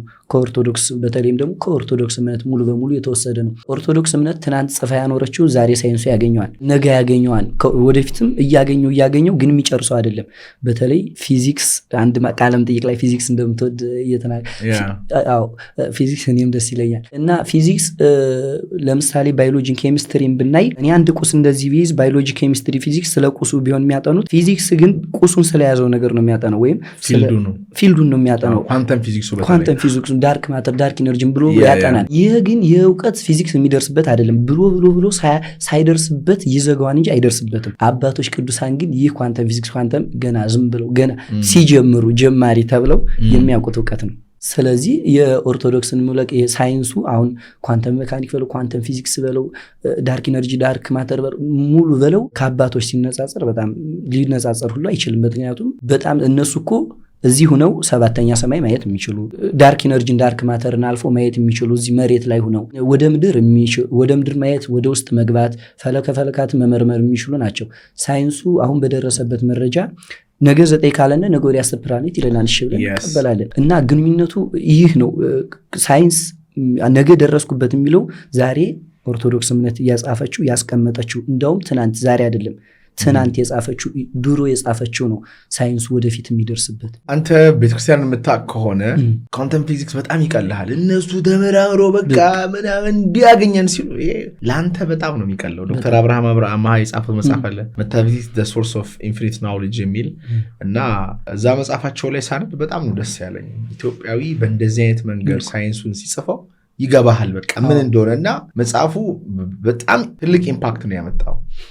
እና ምንድነው የምልህ እኛ የጣልናቸውን ነው ሳይንስ አንስቶ አሁን ይለናል። እኛ የሚያናደው አይገባንም እነሱ የሚያወሩት ማለት ነው። እና አስቀድመን የአባቶቻችንን አጥንተ ነው መርምረ ነው ወደዛ ሄደን ደግሞ ብናወዳድር በጣም ቆንጆ የሆነ ይመጣል። የጠፋው ስልጣኔ ኢትዮጵያ እንዲህ ያሉ እጅግ ጥልቅ የሆኑ የስነ ፊዚክስ፣ የሂሳብ፣ የሳይንስና የፍልስፍና እውቀቶች ባለቤት ሆና ሳለ ዛሬ ግን እነዚህን ሁሉ ሀብቶች ዘንግተን ወደ ምዕራባውያን የምናማትረው ለምንድን ነው? ይህንን የተቋረጠ ሰንሰለት እንዴት መግጠም ይቻላል? አዎ እንግዲህ የቤተ ክርስቲያን ትምህርት በተለይ የኢትዮጵያ የድሮ አባቶች ትምህርት እንደ ሰንሰለት ነው። ምንድነው ሰንሰለት? ከሰንሰለት አንድ የወጣ ብረት ከሰንሰለት ወጥቶ ቢወድቅ ቆራጣ ብረት ይባላል እንጂ ሰንሰለት አይባልም። ሰንሰለት ለመባል መያያዝ አለበት። ወንዝ ለመባልም እያቋረጠ መሄድ አለበት። ከመሃል ከተቋረጠ ሐይቅ የሆነ ነገር ሊባል ይችላል። መውረድ አለበት። ሰንሰለትም መያያዝ አለበት። የኦርቶዶክስ ትምህርት ወይም የኢትዮጵያ የድሮ አባቶች ትምህርት እንደ ሰንሰለት ነው። መሀል ላይ እንደውም የተቆረጥነው ትውልድ ያሁኑን መስላለን ዝም ብለን ብረቶቹ እና ይህን ለመተካት ሰንሰለትን ለመተካት ራሱን ሰንሰለት አግሎ ቀጥቅጦ ሰንሰለቱ ጋር እንደመቅጠም እንዲሁ የኦርቶዶክስን የአባቶችን ጥበብ ለመመለስ የአሁኑን ትውልድ እንዲሁ በትምህርት ዘክሮ ያንን ማምጣት ይቻላል። ግልጽ ነው። ይሄ የኢትዮጵያ ትንሣኤ እንደሚመጣ ይሄ በጣም የታወቀ ነው። አንድ ጊዜ ኢትዮጵያ መነሳቱ አይቀርም። ግን እስከ መቼ ለምን በእኛ ዘመን አይሆንም ብሎ የሚጠይቅ ትውልድ መኖር አለበት። ለምን እኔ አላረግም? ለምን እኔ በእኛ ዘመን ምናደርግ ይመስላል? ይሆናል በእኛ ዘመን ይሆናል። እንደውም በእኛ የኢትዮጵያ ትንሣኤ እኮ ምን መሰለህ ማለት የኢትዮጵያ ትንሣኤ አሁን ሰው እንደሚያስበው ትልልቅ ፎቅ ትልልቅ ቴክኖሎጂ አይደለም። የኢትዮጵያ ትንሣኤያችን እግዚአብሔር የምናውቅበት ጊዜ ሲመጣ ነው። ፋሚሊ ጋር ሄጄ ሁሉም የሚያወራው በቃ ስለ ሃይማኖት አባቶች ዓለምን መውደድ ገንዘብን መውደድ ነው። ክርክር ተነሳ በቃ። ስለዚህ እንዴት ነው እግዚአብሔርን የምናውቀው? ከእግዚአብሔር ፈጥነን እየራቅን እየሄድን አይደለም ወይ? እውነት ነው። አንድ ውሃ የተጠማ ሰው የቆሸሸ ኩባያ ቢያገኝ በዛ ኩባያ ውሃ ቀርቶ እንዳይጠጣው ቆሽሿን ኩባያው እንዳይተወው ደግሞ ጥም ሊሞት ነው። ምን ያደርጋል? ወይ ቆሻሻውን አጽድቶ እንደገና አጥቦ ይጠጣን፣ ወይ ደግሞ ከነ ቆሻሻው ይጠጣን መሞት ስለሌለበት። እኔ ገብረ እግዚአብሔርን ብዬ አልመጣሁም እግዚአብሔርን እንጂ፣ ወለተ ማርያም ብዬ አልመጣሁም ማርያምን እንጂ ድንግል ማርያምን እንጂ። እግዚአብሔር ይስጥሽ። እና ገብረ እግዚአብሔር ተጣላ ብዬ ወይም አንዱ ካህን ተጣላ ብዬ ከቤተ ክርስቲያን ምርቅ ከሆነ እውነትም እግዚአብሔርን ብዬ ሳይሆን ገብረ እግዚአብሔርን ብዬ ነው የመጣው። ይህ ደግሞ የሚያስቀጥል አይደለም። እንግዲህ ካህናት ምንድነው በተለይ አንድ ሰው እንደዚሁ በእኛ ዘመን የነበረ ሰው ነው ይሰድባን፣ እንዲህ ነቅፋን ካህናቱን እንደው ያነ ካህን እንደው ሁል ጊዜ ማታ ጠንቋይ ቤት ይሄዳል፣ ጧት ይቀድሳል። ከዛ የማህበሩ ተማረሩ። ከዛ አንድ ቀን ቀድሶ ሲወጣ በድንጋይ ጋንጃውን ብለን ደፋዋል እንጂ ማታ እየጠነቆለ ጧት የማይቀድስብን ብለው ማህበረሰቡ ተወያዩና እሺ ብለው እደው አስቀድሰው ቅዳሴ ያልቆ ሊወጡ ሲሉ ሊወግሩት ድንጋይ ይዘው ተሰብስበው ጠበቁት። ምን ነው ሲል ማታ ጠንቋይ ቤት ጧት ቅዳሴ ቤት ምን እያረክ ነው አሉት። ይህ ነገር እኔ እንድሰራው አይገፋፋኝም። እውነት ነው ጠንቋይ ቤት እጃለሁ አለ። ግን ወደ ቤተ ክርስቲያን ስገባ በተለይ ደግሞ ሰይጣን ቤተ ክርስቲያን ይገባል። ስጋው ደሙን ስፈትት ቅዱስ ቁርባኑን ለእናንተ ሳቀብል መላእክት እኔ ውስጥ ያለውን ጋኒን ወይም ጠንቋይ ቤት እንደሄድ የሚያደርጉትን ጋኒን ያስሩና በሩ ላይ እንትን ይሉታል፣ ያስሩታል መግቢያው ቤተክርስቲያን ላይ። ከዛ በንጹህ መንፈስ ለእናንተ ካቆረብኩና ከቀደስኩ በኋላ ስወጣ ያ ሰይጣን ተመልሶ ይዘኛል እና ማንካው ቆሸሸ ብለህ ስጋውን አጥልም ወይ አጥበ ትጠቀማለህ። ካህኑ ከታጠበ በንስሐ መልካም፣ ካልታጠበ ግን ሳይታጠብ መብላት አለብን። ምክንያቱም ከካህን በላይ እግዚአብሔር አለ፣ ለካህናትም ፍርድ የሚሰጥ እግዚአብሔር አለ። አንተ እንደ ቅድሙ ነው የሚሆንብን፣ እኛ ምን አገባን? ካህናት እንዲህ እያሉ እኔ ምን ላድርግ? ከካህናት ከኛ በላይ እኮ ሰይጣን ለካህናት በጣም ብዙ ፈተና ይልክባቸዋል። እውነት ነው። በጣም ብዙ ፈተና ለሰንበት ተማሪ ለዲያቆን ብዙ ፈተና ይልክባቸዋል እና እነሱ ሲሳሳቱ መንቀፍ። እንደውም አንድ ንጉስ ነበርና ንስሐ አባቱ በጣም ይወደዋል። ንጉስየው በጣም አፍታም ነውና ንስሐ አባቱ ሲናዘዝ ሁልጊዜ ንስሐ አባቱ ለዛ ንጉስ ትንሽ ትንሽ ቀኖና ነው የሚሰጡት። ይፈሩታል። ትልቅ በሰጠውማ ቢገለኝስ ብሎ ያንን ንስሐ አባት ይፈራሉ። ንጉሱ ግን በጣም ይወደው ስለነበር ንስሐ አባቱ ከዕለታት አንድ ቀን ለንጉሱ ልጄ እኔ አርጅቻለሁ ደክሞኛል እና ትንሽዬ እርሻ አለኝ፣ ያንን እርሻ የሚያርሱልኝ ካንተ ሌዊ ገረዶችህ ታዛዦቹ አምታ አሳርስልኝ አለው። ከዛ ንጉሱ ንስሐ አባት ነው እምቢ አይባልም መቼም። ሌዊ ታዛዥ ልኩላት፣ 2 ታዛዥ ልክለታን። እነዛም ሂደው እርሻውን ሲያርሱ ወርቅ ያገኛሉ። ከመነኩሴው እርሻ ወርቅ ካገኙ በኋላ እነሱም አልሰረቁትም፣ ለንጉሱም አልተናገሩ። ቀጥታ ሄደው ለካህኑ ነገሩት። ከእርሻ እኮ እንዲህ ወርቅ አገኘን አሉት። አረ እንደዛ አሁንማ ችግር የለም፣ መነኩሴውን እንዲያደርገው ችግር የለም፣ በቃ ማታ እንካፈላለን፣ ማታኑና ታወጡታላችሁ ምናምን አላቸው። እሺ ብለው ማታ ሊያወጡት ሲሄዱ ወርቁን በሚቆፍሩበት ካህኑ በድንጋይ መጥቶ ገደላቸው። እዛ ወርቁ የወጣበት ቦታ ላይ እነዛ ገረዶቹንም ገደሉ፣ ቀበራቸው። ከዛ ወደ ንጉሱ ሄድና ካህን እነዛ ሰዎች እኮ ጠፉኝ ይለዋል። ልጆቹ አዎ ጠፍተው ምን አረገ ይሄ ንጉስ? መክሰስ አልፈልግም፣ ያንን ካህን መክሰስ አልፈልግም። ከዛ በህልሙ በቃ ሲጀመር ካህን አያስፈልገኝም፣ እንዲህ ካህን ሰው እየገደለ እኔ ለሱ ምኑን ነው የምናዘዘው? አውቋን። ምክንያቱም ወርቅ አግኝተዋን ነግሮታን አለ ንጉስ ወርቅ አግኝተን ብለው ስለይ በቃ ገሏቸዋን ብሎ ደምድሟል። ከዛ እንደዚህ ካረገ በኋላ ንጉሱ ንስሐ አባት አያስፈልገኝም፣ ልክ እንዳሁኑ ዘመን ካህን አያስፈልገኝም፣ አሁን ሞባይል አንጡ እንትናንጡ እንደሚለው ሁሉ ወርቅ ወስዶ ልጆችን ከገደለ አያስፈልገኝም ብሎ ሲያስብ እግዚአብሔር ማታ በህልሙ ተገለጸለት። እኔ እስከዛሬ ይዤዋለሁ ይሄን ካህን፣ ይህን ሁሉ በደል እየሰራብኝ ክህነቱ እንዳይጠፋ አድርጌ እስከዛሬ ይዤዋለሁ። አንተ ለዚች ለወርቅ ብለህ ወይም ለሰዎች ብለህ እንዴት ትተወዋለህ? እንደውም እግዚአብሔር ነው ለዚህ ንጉስ ይህን የወርቅ እንትን ያሳየው፣ የቆሸሸ መጠጫ።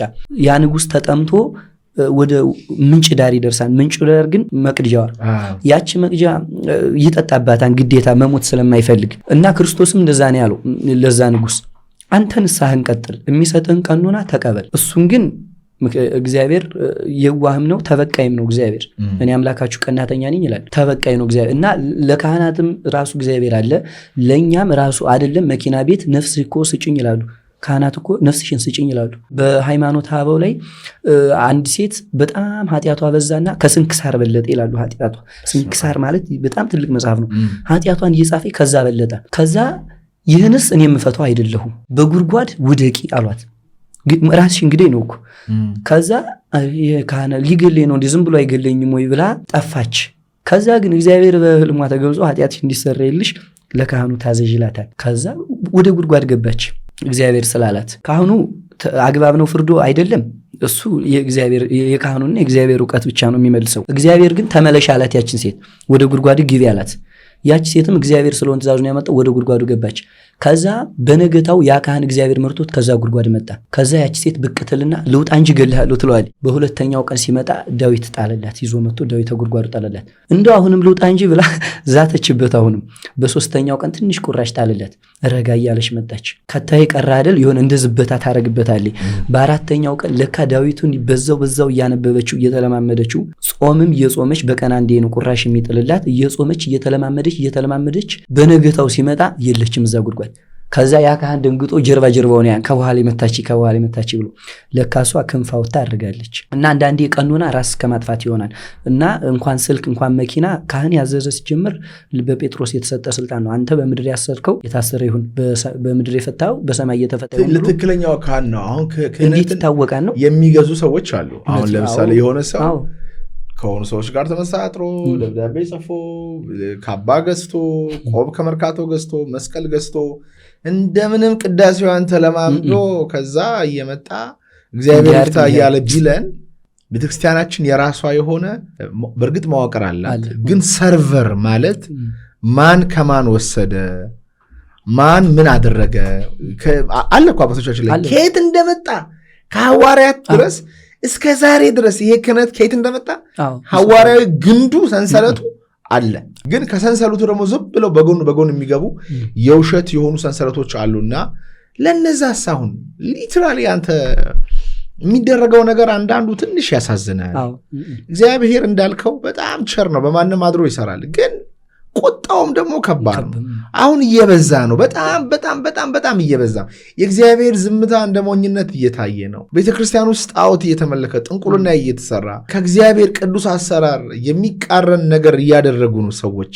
ግን እቺ ንጽሕት ርትዕት ቀጥተኛ የሆነች እውነት ያዘለች ሃይማኖት ናትና መጠንቀቅ አለብን ነው። አንዳንድ ጊዜ ሰዎቹ ሞኝ ሆነው ማለት እኔ ምን ብዬ ልንገር፣ ማንንም አታጃጅ ልጄ ብለህ በእግዚአብሔር ስም ይሄን ሲሚንቶ አሰሪልኝ፣ ይሄን መኪና አሰሪልኝ፣ ይሄን አይፎን ግዥልኝ እግዚአብሔርን ብለህ አንተ ለእሷ ሌላ ብር እንድታገኝ ህይወቷ እንዲሻሻል ማስተማር ሲገባ ከእሷ ነጥቀ የምትወስድ ከባድ ነው በዚህ ዘመን። በተለይ እንኳን ያው ግን ዙሮ አንተ እንዳልከው ነው። ትንሽ ህሊና ትንሹ እግዚአብሔር ነው። ሁሉን እንድንመረምር ህሊና የሚባል ሰጥቶናል። በተለይ አሁን ባለንበት ዘመን ለወጣቶችም እንደ መልእክትም ካህን ስንይዝ ንስሐ አባት ስንይዝ ሃይማኖቱ የቀና እንኳን ንስሐ አባት መምህር የሚባል ራሱ ከሱ እስከተማርነ ድረስ ያ መምህር ከኛ የተሻለ ጸባይ የተሻለ ነገር ሊኖረው ይገባል። መምህር መደገፍ ነው እንጂ መደገፊያውን ጥሎ እንድንወድቅ አያደርግም። ካህንም እንደዚህ ነው። እንዲህ አንጭ አርጎ ድሃ ከሆነ በኋላ እግዚአብሔር እንድታማር የሚያደርግ ሳይሆን ልጄ አንዱን ካለች ለድሃ ስጭ። ሲጀመር ካህን ለእኔ አይልም፣ በፍጹም ካህን ለእኔ አይልም። ካህን እስከሆነ ድረስ ለእኔ አይልም፣ ለድሆች ነው እንጂ። እንኳን ካህን ሰው ራሱ ቀኝም ቢመታ ግራህን ስጠው ነው። ሁለት ቢኖራ አንዱ ለወንድም ስጠው ነው። ህሊና እስካለነ ድረስ እውነተኛውን የመለየት የኛ ድርሻ ነው። እግዚአብሔር ካህን ሲመጣ ይሄ ጥሩ ነው ይሄ ውሸቱን ነው እያለ አይነግረንም። ህሊናችን እንዴት ነው አንተ ካህን የት ደብር ነህ መጠየቅ ራሱ እኮ በጣም እኮ አግባብ እኮ ነው። እንዴት ነው የምታገለግለው?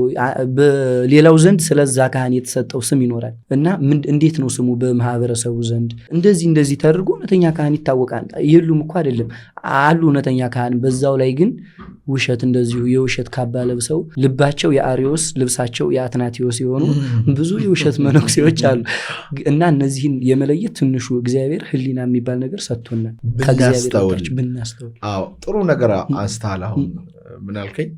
ካህን ለእኔ አይልም። ምክንያቱም እንደ እግዚአብሔርን የያዘ ሰው ነዋ። እግዚአብሔርን የያዘ ሰው ለማኝ አይደለም። እሺ እግዚአብሔር ቸርነት ያደረበት ሰው ጸጋው ያበራል። ስጡኝ አይልም። ለምንድን ነው የሚለው እንዴ? እግዚአብሔርን አይጠይቀውም። ቢፈልግ ሲጀምር ብዙ አይፈልግም፣ ትንሽ ነው የሚፈልገው። ለምን?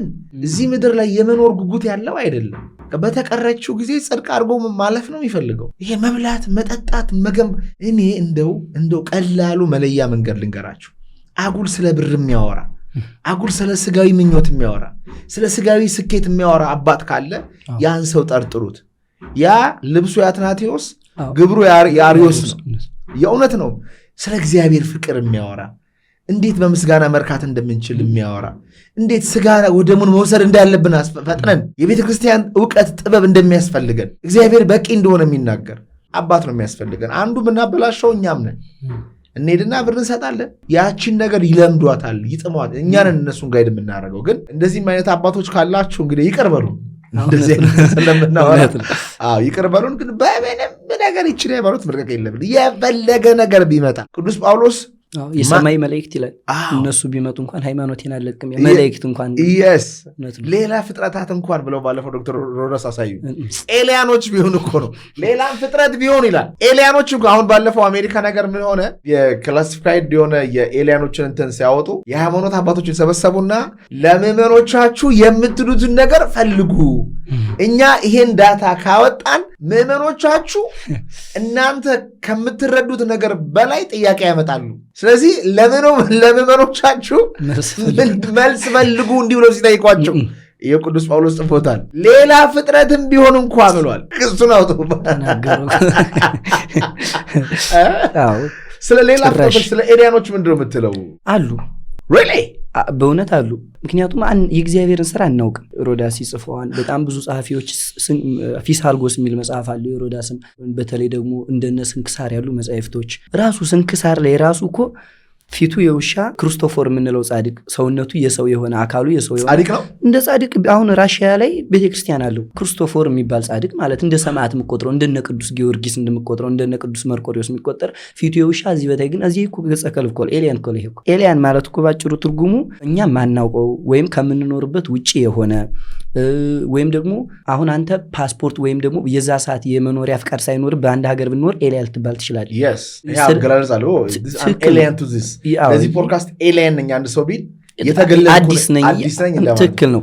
እና አለ ሙሉ በሙሉ አለ። ግን አሁን ላይ ሳይንሱ ራሱ ያልደረሰበት አለ። ኤሊያኖች ከኛ በእውቀት ይበልጣሉ። ውሸት። ለምን እግዚአብሔር በአምሳሉ የፈጠረውን ሰው እንኳን ኤሊያን መላእክት አይበልጡትም። ታውቃለህ ቅዱሳን መላእክትን ቁጭ አድርጎ እንደሚያስተምሩ ነገረ መለኮት በተለይ እነ ባስሊዮስ የሚባሉ ለነጽሮተ ስሉስ ቅዱስ የደረሱ መላእክታንን ያስተምሩ ነበር። ቁጭ አድርገው እንዲህ አወላለዱ ለመላእክት ስለሚደንቃቸው እንዲህ አድርገው ያስረዷቸው ነበር። አሁን ለምሳሌ በሙቀትኛ ላበት ይወጣናል። አናታችን ተፈርክሶ አይደለም ግን ዙሮ ላበት ይወጣናል። እንደዛ ነው የክርስቶስ ውልደት እያሉ በምሳሌ ለመላእክት ያስረዳሉ። ኤሊያን እውቀታቸው ከሰው ልጅ የበለጠ የሚባለው ይህ ሊስተካከል ይገባል። ግን አሁን ያላቸውን ሻድል አሁን ያላቸው ቴክኖሎጂ ለምን በለኝ የሰው ልጅ እውቀት አጥቷል። ተው ኤሊያን ምናምን ተው ከብቷል። የሰው ልጅ እኮ ጌታችን የምድር አበባን ምሳሌ ያደረገ ወፎቹን እስቲ ዋቸዋል። ለምን ጥበብ ስለጎደልን ማለት ነው። የኛ እውቀት ገደብ የለውም። ልባችንን ብንከፍት ምን ይላል መጽሐፈ ሲራክ ላይ የእግዚአብሔር መንፈስ ረድኤት የሆነለት ሰው ምንም ከሱ የሚደበቅ ነገር የለም ይላል። ምንም ነገር ይላል። መንፈስ የእግዚአብሔርን ልቦና ሳይቀር ይመረምራል ይላል ቅዱስ ጳውሎስ። ግን አልተጠቀምነውም ነው አሁን ነገሩ እኮ። እነዚህ ግን ተጠቅመውታል። ገባ? እኛ እንዳናቅ፣ እኛ ከእውነት እንድንርቅ፣ እኛ ቅድም ቲክቶክ ላይ በምናደርግበት ሰዓት እነዚህ ሰዎች ራሳቸውን በጣም እያሻሻሉ አሁን እኮ ፈረንጆቹን ስታይ እኮ ያስደነግጣል። አሁን ይህን ኮምፒውተር ስታይ፣ ይህን ማይክ ስታይ ብዙ ነገር የሚያውቁ ይመስላል። በእርግጥ ያውቁታል፣ ግን የማያውቁት ደግሞ በጣም ብዙ ነገር አለ። እኛ ማወቅ ሲገባን ያላወቅ ነው ማለት ነው። እና ፓርቶፊ ተስማማሃለሁ፣ ፓርቶፊ ተስማማ የምስማማ በእግዚአብሔር አምሳል የተፈጠርን ነው እናውቃለን። የማልስማማ ይሄን ግን አልገነባ ነው። ስለዚህ እነዚህ በልጣውን የሰውን ዲኤንኤ ኮድ እስከማድረግ ደርሰዋል። ነፍስ መፍጠር እኮ ላይ የቀራቸው የሚያደርጉት ይመስላል። እሱ ነፍስ ፈጠሩ፣ የእግዚአብሔር እስትንፋስ ፈጠሩ እኮ ነው። ምክንያቱም ነፍስ የመጣችው እግዚአብሔር እፍ ሲልብን ነው እኮ በአፍንጫችን። የእግዚአብሔር እስትንፋስ ከተፈጠረ ደግሞ ከእግዚአብሔር ውጭ እግዚአብሔር ከፈጠረው ውጭ በነፍስ በእፍታ ሌላ ሊፈጥሩ ነው እኮ ሌላ ፍጡር። ስለዚህ እግዚአብሔር ኑሮ ሁለት ንጉስ ሁለት ፈጣሪ ሊኖረን በፍጹም የማይታሰብ ነው። የማይታሰብ ነው። አንዳንድ የሚዳቀል ሳይሆን በ1930 ምናምን አካባቢ አሁን ሮቦቶች በጣም እየተፈጠሩ ነው ዓለም ላይ። ሰውና ሮቦት ሃይብሪድ ይሆናሉ። ኤአይ እና ሰው ሃይብሪድ ይሆናሉ ይባላል። ይህ አለ፣ ግልጽ ነው። ይኖራንም እጄ ቢቆረጥ የሮቦት እጅ ቢያስተክሉልኝ እንደ እጄ መጠቀም ይችላሉ። እሱም የማይቀር ነው። አሁንም እያየ ነው ስለሆነ ግን ሳይንስ ደርሶበት የነፍስን ደረጃ ሊደርስበት አይችልም። አካል የምንለው ይሄ እጄ ቢቆረጥ በአካል የሮቦት አካል ሊቀጥሉ ይችላሉ። ለምሳሌ የሆነ ሰው ብቆነጥጠው ስጋውን ነው ነፍሱን ነው የምቆነጥጠው። ሁለቱም ተዋህደዋል። ስጋ እንዳንል ያለ ነፍስ ሬስ አይደል የሚሆነው። ብመተው ሊደበድበው ያመዋል። ነፍስ እንዳንል ረቂቅ አይደል እንዴት አድርጌ ቆነጥጣታለሁ። እና እንትኑም እንደዚሁ ነው። አካላችን ቆርጠው ሌላ አካል ሊጨምሩ ይችላሉ እንጂ ነፍስን እንደዚህ በዚህን ያክል ደረጃ የሚደርሱበት አይደለም። ነፍስ መፍጠር ማለት እኮ ቅዱሳን ስትሆን ግን ትፈጥራለህ። የሞተ ሰው ስታስነሳ እኮ እነ ኤልያስ የሞተ ሰው ሲያስነርሱ የወልደ መበለትን ልጅ ነፍስ እየፈጠሩ እኮ ነው። ግን ኦልሬዲ ያለውን ነው እያስነሱ እያነቁ እኮ ነው። እነዚህ ግን ማንቃት ሲጀመር አይታሰብም። አሁን ግን ይላሉ ነፍስ ስትሞት ሳይንስ ላይ ነፍስ ስትሞት ወዴት እንደምንደረስንበት ይላሉ። ነፍስን ሳያውቁ መድረሻዋል ያው እና ከውሸት ነው ጭራሽ አይሆንም። ያን ማድረግ ኮንሽስነስ መፍጠር ነፍስ መፍጠር በጭራሽ አይችልም። ሲጀመር እነዚህ ሰዎች ነፍስ የላቸውም። በነገራችን ላይ ዩሲ ሳም አልትማንን ሳየው፣ ኢሉን ማስክን ሳየው፣ ፒተር ቲል እንደዚህ ከኤአይ ጀርባ ያሉ ሰዎችን ሳያቸው ነፍስ የላቸውም። እንዲሁም አንዱ ይሄ ክላውድ የሚባለው ካምፓኒ የነሱ በጣም ይሻላል። ሰው ሲኦውን ሳየው በጣም የሆነ ደስ የሚል ነገር ነው። ለሃይማኖት ቦታ የሚያምን ነው። ለሁማኒቲ በጣም የሚያምን ነው። ሳየው ትንሽ ህይወት አለው። እግዚአብሔር ምናልባት ሊሰራበት ሊሆን ይችላል። ስጠቀመው በጣም ደስ ይላል፣ ሰማው ደስ ይላል። ብቻ ግን አላምናቸውም። ግን ሰዎች ማወቅ ያለባቸው እነዚህ ሰዎች በመንፈስ በጣም የደረቁ ናቸው። ከአባታቸው ከእግዚአብሔር በጣም የራቁ ናቸው። ለመፍረድ ሳይሆን ከዚህ የተነሳ የነፍስን አሰራር ማወቅ በጣም ይከብዳቸዋል። መጽሐፍ ላይ ልትጽፈው ያልቻልከው ትልቅ ሚስጥር አለ። ነገር ግን ይህን ሚስጥር መጽሐፍ ላይ ባሰፍረው ማህበረሰቡ አይሸከመውም ወይም ጊዜው አልደረሰም ብለህ ሳትጽፍ የተውከው ነገር ግን በዚህ ፖድካስት ላይ ለአድማጮች ማጋራት የምትፈልገው ትልቅ ሚስጥር አለ አለው። ሚስጥር ማለት እንግዲህ እግዚአብሔር እንዳልከው ቅድም ብቻ ራሱን እግዚአብሔር ለማሳወቅ ራሱም ሆኖ ሊመጣ ይችላል፣ ትል ሆኖ ሊመጣ ይችላል፣ በትል ሊያስተምር ይችላል፣ በዛፍ በሆነ ነገር ያስተምራል። እና ምንድነው ይህ መገለጥ የሌለበት ግን ደግሞ የተገለጠ አሉ እኮ አባቶች ብቻ የሚያውቁት ለምእመኑ ግን አሁን ሳይንሱ አውቀነዋል ይላል። ለምእመን ግን ብንገልጸው አሁን የኤሪያ 51 ነገር ብንገልጽ ይደነግጣሉ ይላሉ። እነሱ መች ደነገጡ? አንድ አይደል አፈጣጠራችን። ይህኛው ግን ይረቃን ትንሽ ወደ እግዚአብሔር ወደ ኦርቶዶክስ ካልተጠጋ ይረቃን። በተለይ እኔ እንደውም በሰሜኑ ጦርነት ሰዓት ነው እና በዚህ ጊዜ ነው እንግዲህ ወደ ባህር ዳር እንዳጋጣሚ ሆኖ በጣም ደብሮ ነበረ። በጣም ድብርት በቃ በጣም ተጭኖ ነበርና እናቴ መጽሐፍ ሳነብ ጣና ያሉትን ነገሮች ምናምን አነብ ነበር። እዛ እንደውም ለመጀመሪያ ጊዜ በፕሌን ራሱ ስሄድ የሄድኩበት በዛ ነው። ደንግጫለሁ ሁሉ ፈርቻለሁ ሁሉ። ሮዳስን ከፊት ለፊት ተቀምጧል። እንዳጋጣሚ መድኃኒያ አንድሮሜዳ መጽሐፍ ይዤ እኮ እያነበብኩት እዛ እንዲህ ነክቼ ሮዳስን አልኩት። አዎ ሰላም ነው አይለኝም። ኪዳነ ምሕረት በስማም ነው ያልኩት ከሱ ማለት። እዛ ሆስተሷ ደነገጠኝ። ምን አይተ ነው አለ። እሷ ፕሌን የሆነ ነገር ከዛ ከፊት የሆነ ሰው ነበረ ለምኝ እሱ ከበኋላ እኔ ሮዳስ ጋር እንድመጣ ከዛ በኋላ ነው የኔና የሱ ደስ የሚል ግንኙነት አጋጣሚው። እና ባህር ዳር እጅ አንድ አባት አሉ።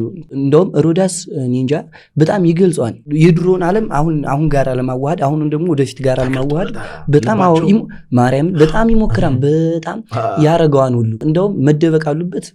አሁን ሳይንሱ ኤሊያን ብሎ ደበቀና አባቶች ግን ገጸ ከልብ ብለው ጽፈው አሳትመው እየሰጡን እኮ ያው ኤሊያን እኮ መጽሐፉን አግኝተሃል አንተ? የኤሊያን መጽሐፍ ራሱ ሮዳስ የጻፈው መጽሐፍ እኮ ኤሊያን ነው። ምክንያቱም ሮዳስ የግዕዝ ሊቃውንት ነው። ሮዳስ የትርጓሜ መምህር ነው፣ መጋቢ ሐዲስ ነው። የግዕዝ መጽሐፍ ዜና ሚስጥር የሚል ወደ 1818 ገጽ ያለው መጽሐፍ እሱ አንብቦ ወደ አማርኛ ተርጉሞ ሙሉ ልቅም አድርጎ አንድሮሜዳ ላይ ከጻፈው ያን አንተ አንድሮሜዳን አነበብከው እኮ መጽሐፉን የኤሊያኖችን። እና አባቶች እንደ ሳይንሱ እኔ ብቻ ልብላ እኔ ብቻ ልወቅ አላረጉም፣ ጽፈውታል። ግዕዝ ተምሮ ያንን መመርመር ማወቅ የኛ ድርሻ ነው። ግዕዝን አውቆ ስለነዛ ነገር ማጥናት። አሁን ጀምስ ብሩስ ስለወደቁ መላእክት ኢትዮጵያ ላይ ያገኘ መጽሐፍ ሄሎክ ነው ወሰደ። እዛ ፊልም ይሰራና አሁንኛ ደንግጠን እንደ አዲስ ነገር እናያለን ኤሊያኖች ብለን። የኛው መጽሐፍ እኮ የኛው የራሳችን ታሪክ ሮዳስ ሚሏን የራሳችን መጽሐፍ እና ተደብቆ የቀረ መገለጽ የሌለበትም ብለው ብዙ ነገር አለ። አሁን ለምሳሌ አሁን ታቦተ ጽዮን ለምን አይገለጽልንም ብሎ ድርቅ የሚል ሰው አለ። ለምን አይገለጽልንም? ታቦተ ጽዮን አንደኛ ታቦተ ጽዮን ከተገለጸልን እኛ ሙሴን ሆነናል፣ ቅዱስ ሆነናል። አልተሻረም ወይ? ጌታችን ኢየሱስ ክርስቶስ መጥቶ ኃይሉ ያለው እሱ ጋር እንደሆነ በአዲስ ኪዳን እንትን አላለም ወይ? አልተሻረም ወይ? ጌታችንን መምጣት መሰቀል አዲስ ኪዳን ላይ ኦሪትን ሽሮ ስጋና ደሙን አልመጣም። አዎ መካድ አይሆንም። ክርስቶስ ምን ያደረገ መሰለ? ወደዚህ ዓለም ሲመጣ ትእዛዙን አልሻረም። የሚሽር ቢሆን ቀድሞ ባልሰጠው ነበር ለሙሴ። አሻሽሎታን ነው የሚሉት ሊቃውንት። ትእዛዙን አልሻረውም፣ አሻሻለው እንጂ። ለምሳሌ በኦሪት አይኑን ያጠፋ አይኑ ይጥፋ ይላል። በሐዲስ ግን አሻሽሎ ትእዛዙ እኮ እንዳለ ነው። ቀኝ የሚመታ ግራን መታው፣ አሻሻለው እንጂ ሙሉ በሙሉ አጠፋው አንልም። ያ ትእዛዝ እንግዲህ የታቦተ ጽዮን ወይም የሙሴ አርክ ኦፍ ዘ ኮቨናንት ይሉታል እነዚህ ሳይንሶች። ግን ያነ ታቦት ቢገለጽልን አንደኛ እኛ በምን አቅማችን አልተሻረም ወይ ነው አሁን የኔ ጥያቄ። አልተሻረም፣ ተሻሽሏን ነው እንጂ እኮ ተሻሽሎ ጌታ ኢየሱስ ክርስቶስ ሆኖ መጥቷል። መንፈስ ነው እምነት ነው ተብሏል። ግን አሁን ማይገባኝ ነገር ስለሆነ ነው። ማይገባኝ ነገር ማለት ለመረዳት ስለሞከረ አርክ ኦፍ ዘ ኮቨናንት ዓለም ላይ በጣም ኮንትሮቨርሻል ማይፈልጉት ህዝቦች የሉ፣ ማይፈልጉት ሰዎች የሉ። ለዛ ማይሰራ ፖድካስት የለም፣ ማይደረግ ነገር የለም። በቃለም ላይ በጣም ነው የሚጻፈው፣ በጣም ነው ሪሰርች የሚደረገው። ግን እሱ ከአዲስ ኪዳኑ ጋር አይጋጭም ወይ ነው ጥያቄ። አርክ ኦፍ ዘ ኮቪደንት አይጋጭም። ለምን እንደ አርክ ኦፍ ዘ ኮቪደንት ካጋጨነ የሙሴ ጽላትን ካጋጨነ የኖህ መርከብን እናጋጫለን፣ ጸጳጦስ ዘሲናን የምንለው እናጋጫለን። ምክንያቱም አርክ ኦፍ ዘ ኮቪደንት ራሱ የእመቤታችን ምሳሌ ነው። እንዴት ጥሩ ጥያቄ። ቃሉ ክርስቶስ ነው በእንትኑ ላይ የተጻፈው፣ በዛ ላይ የተጻፈው ክርስቶስ ነው። ኮቪደንቱ ላይ ጽላቱ ላይ የኪሩቤልና የሱራፌል አሉት ዙፋኑ ላይ ትክክለኛው ዙፋን ላይ መጽሐፍ የተጻፈው ወርዱን 12 አድርጎ ያስቀምጠዋል። እና እንትኑን ደግሞ የታቀፈችው ቃሉን የታቀፈችው ደግሞ ድንግል ማርያም ናት። ያም የድንግል ማርያም ምሳሌ ነው። አሁን በአዲስ ኪዳን ታቦትና ጽላት ብለን ቤተክርስቲያን ታስቀምጥልናል። በዛው ላይ የተጻፈው ብሉይ ላይ የተጻፈው የክርስቶስ ቃል ከኔ በቀር አታምልክ ብሎ እስከ መጨረሻው ድረስ የተጻፈው 10ቱ ቃላት ያነ ቃል አሁን በአዲስ ኪዳን ተጽፏል። ታቦት ላይ ጽላት ላይ ጽላት የእመቤታችን ምሳሌ ሆኖ ታቦት ደግሞ የክርስቶስ ምሳሌ ሆኖ ልክ በብሉይ ኪዳን የጽሁፉ ያለበት የጽላቱ ጽሁፉ ያለበት የእመቤታችን ጽሁፉ ደግሞ ቃሉ ደግሞ ጌታችን እንደተመሰለ በይመስለውታል። ከኔ በቀር ሌላ አምላክ አታምልክ፣ ሰንበትን ቀድሳት፣ እንደዚህ እያለ የጻፈውን አሁን ሊቃውንት ያኑ ቃል አሻሽሎ ክርስቶስ እንዳሻሻለው ምን ይሉታል? ምንድነው የሚሉት? እንደውም ታቦት ላይ የተጻፈው አሁን ይሄ ግልጽ አይሆንም ነበር፣ ግን አባቶች ግልጽ ያደርጋሉ። ለምንድነው ግልጽ የሚሆነው? ሰው ይጠይቃል። ለምንድነው ታቦት ዝም ብሎ እንጨት ሲመጣ ሰግዳለሁ ይላል። ትክክል ነው፣ መጠየቅም አለበት። ታቦት ምንድነው ብሎ አንድ ክርስቲያን መጠየቅ አለበት። ጽላት ምንድነው ብሎ አሁን እየመረመርን አይደል? አርክ ኦፍ ዘ ኮቪደንት ምንድነው የት ነው እየበለን እየመረመርን አይደል? ልክ እንደዛም ታቦት ምንድነው ብሎ መመርመር ያስፈልጋል። ይህ ድብቅ አይደለም በእውነቱ። እንጨት ነው፣ አዎ እንጨት ነው። መስቀልም እኮ እንጨት ነው። ግን መስቀል ክርስቶስ ሙቶበታል። የእሱን ሞት ወስዶ የእኛን ህይወት ሰጥቶናል። እሱ ተቸንክሮበት እኛ ድነንበታል። እና ይህ ታቦትም እንደዛው ነው። በተለይ ይሰግድ ኩሉ ብርክ ዘበሰማያት ወዘበምድር ታቦት ላይ ያለው ጽሑፍ ነው። ለኢየሱስ ክርስቶስ ስሙ ለስሙ ብቻ ነው የሚለው፣ ለስሙ ብቻ። ለኢየሱስ ክርስቶስ ስም እንኳን ከሰማይ በላይ በምድር ያሉ ከምድርም በታች ያሉ ይስገዱ ይላል። ታቦት ዝምተኛው ሰባኪ ይሉታል አንድ አባት። እንዲህ እያወራቸው ስለ ታቦት ከምድር በታች ያሉት ሲል ምን ማለት ነው ብዬ እየጠየኳቸው ነበረ ኤልያን ጋር ተገናኝቶ እና ምን አሉ? ታቦት ዝምተኛው ሰባኪ ነው። ለሚያውቅ ሰው ታቦት ሲወጣ ክርስቶስ እየወጣ ነው። የሚካኤል ታቦት ወጣ፣ የገብርኤል ታቦት ወጣ እንላለን እንጂ በዛ ላይ የሚጻፈው ለኢየሱስ ክርስቶስ ለስሙ ከሰማይ በላይ በምድርም ያሉ ከምድርም በታች ያሉ ይስገዱ እያለ ነው። ጽላቱ ላይ ደግሞ የሚጻፈው ክስብኤል ቤቃ ወይም ደግሞ የክርስቶስ ስሙ ነው። ጽላቱ የእመቤታችን ታቦቱ የክርስቶስ ነው። ስለዚህ እንደዚህ ለሕዝብ መገለጥ የሌለበት አንደኛ በዝቶ አለ ታቦት። በዛ ዘመን የነበረው ጽላት አሁን በየሁሉም ቤተክርስቲያን አለ። ለሙሴ የተሰጠው ታቦት ሕግ አሁን በሁሉም በየቤተክርስቲያን አለ። ይህን ሳናይ ከቤተክርስቲያን ከደብራችን አቅርባችን ያለውን ሳናይ ታቦተ ጽዮን ጋር ፍለጋ ይከብዳል። ይቅርብ እንደውም ምን ይላል? አይንና ቅንድብ አጠገብ ላጠገብ ናቸው፣ ግን አይን ቅንድብ ማየት አይችልም ይላል።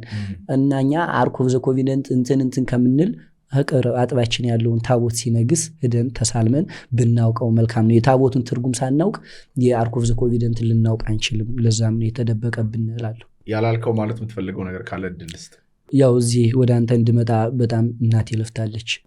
ማርያም በባለፈው ራሱ አዲስ አበባ መጥቼ ድጋሚ ነው የመጣሁት እና ለደስታ መለሰ በጣም አመሰግናለሁ ላለው እንደዚሁ ላሳደገችም ለጸጋ አበበ።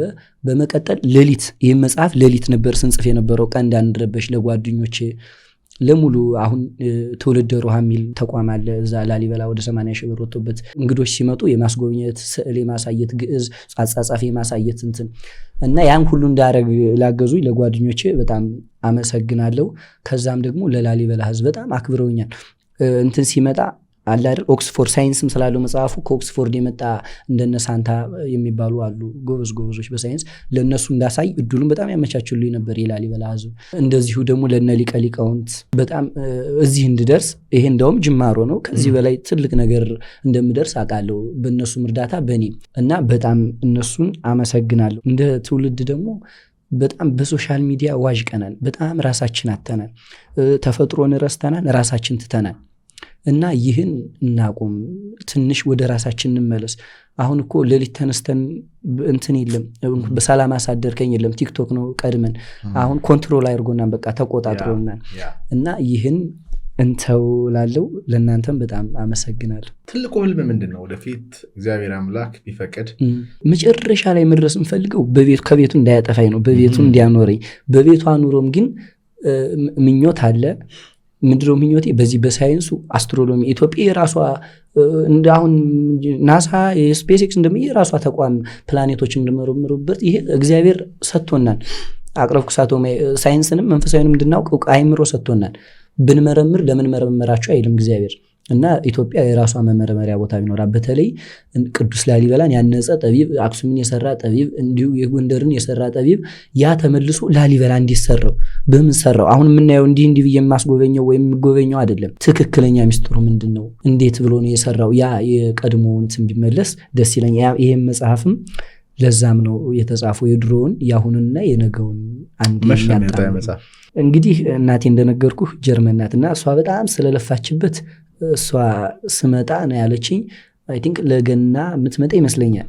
ለምን እሱ የምትጠብቃት እሷ ባለችበት ቢታተም በጣም ደስ ይለኛል። ሰፖርት የምታደርገኛው በጣም የምትገርም ወጣት ነህ። ደግሞ እንደናንተ ያሉ ወጣቶችን ደግሞ ስናይ እንጽናናለን። ታዳጊም ስለሆናችሁ እግዚአብሔር እናንተን እየተጠቀማችሁ እንደሆነ እናውቃለን። እንደዚህ አይነት ሀሳብ ያላችሁ በ987 29 ደውላችሁ እዚህ ዋናይዘር እሸቱ ግቢ ተገኝታችሁ ሀሳባችሁ እንድታቀርቡ እንፈልጋለን። ኢትዮጵያዊ ጥበብ፣ ኢትዮጵያዊ ፍልስፍና፣ ኢትዮጵያዊ መንፈሳዊነት ትኩረታችን ነው። ሰው እንዲድን፣ ሰው በመንፈስ እንዲነቃ ትልቅ ፕላትፎርም መድረክ መሆኑ የምንፈልገውና አመሰግናለሁ። እናመሰግናለን። ክቡራትና ክቡራን ይህንን ስፖንሰር ያደረገላችሁ ማንያ ዘዋል እሸቱ ግቢ ነው። ጤናማ ምግብና መጠጣችን ይመረጣል። የግቢያችን ድባብ ሰላም ይሰጣል። 2 ብራንች አለን። ቦሌ ሰላም ሲቲ ሞል ጀርባና ቦሌ ከቤ ከክፍት ጀርባ ነው። በተለይ ሁለተኛ ግቢያችንን ሞክሩት። ብዙም ጫጫታ ስለሌለበት መጽሐፍ ይዛችሁ ኮምፒውተር ይዛችሁ ከቲሞቻችሁ ጋር ለመሰብሰብ ከፈለጋችሁ ይመረጣል። ይህንን ስፖንሰር ያደረገላችሁ 29ኛው ዙር ሪትሪታችን ነው። መንፈሳችሁን አክማችሁ የስሜት ቁስላችሁን ትታችሁ ከፈጣሪና ከተፈጥሮ ኃይል ጋር ተገናኝታችሁ አዲስ ሰው ሆናችሁ መመለስ ከፈለጋችሁ የ4 ቀን ሪትሪታችን ላይ ተሳተፉ። በ987 29 ደውሉ። ስለሰማችሁን ከልብ አድርገን እናመሰግናለን። በቀጣይ ጠቃሚ ፖድካስት እስክንገናኝ ድረስ እግዚአብሔር አምላክ ሁላችንም በቸር ያቆየን። ቴንክ ዩ ሶ ማች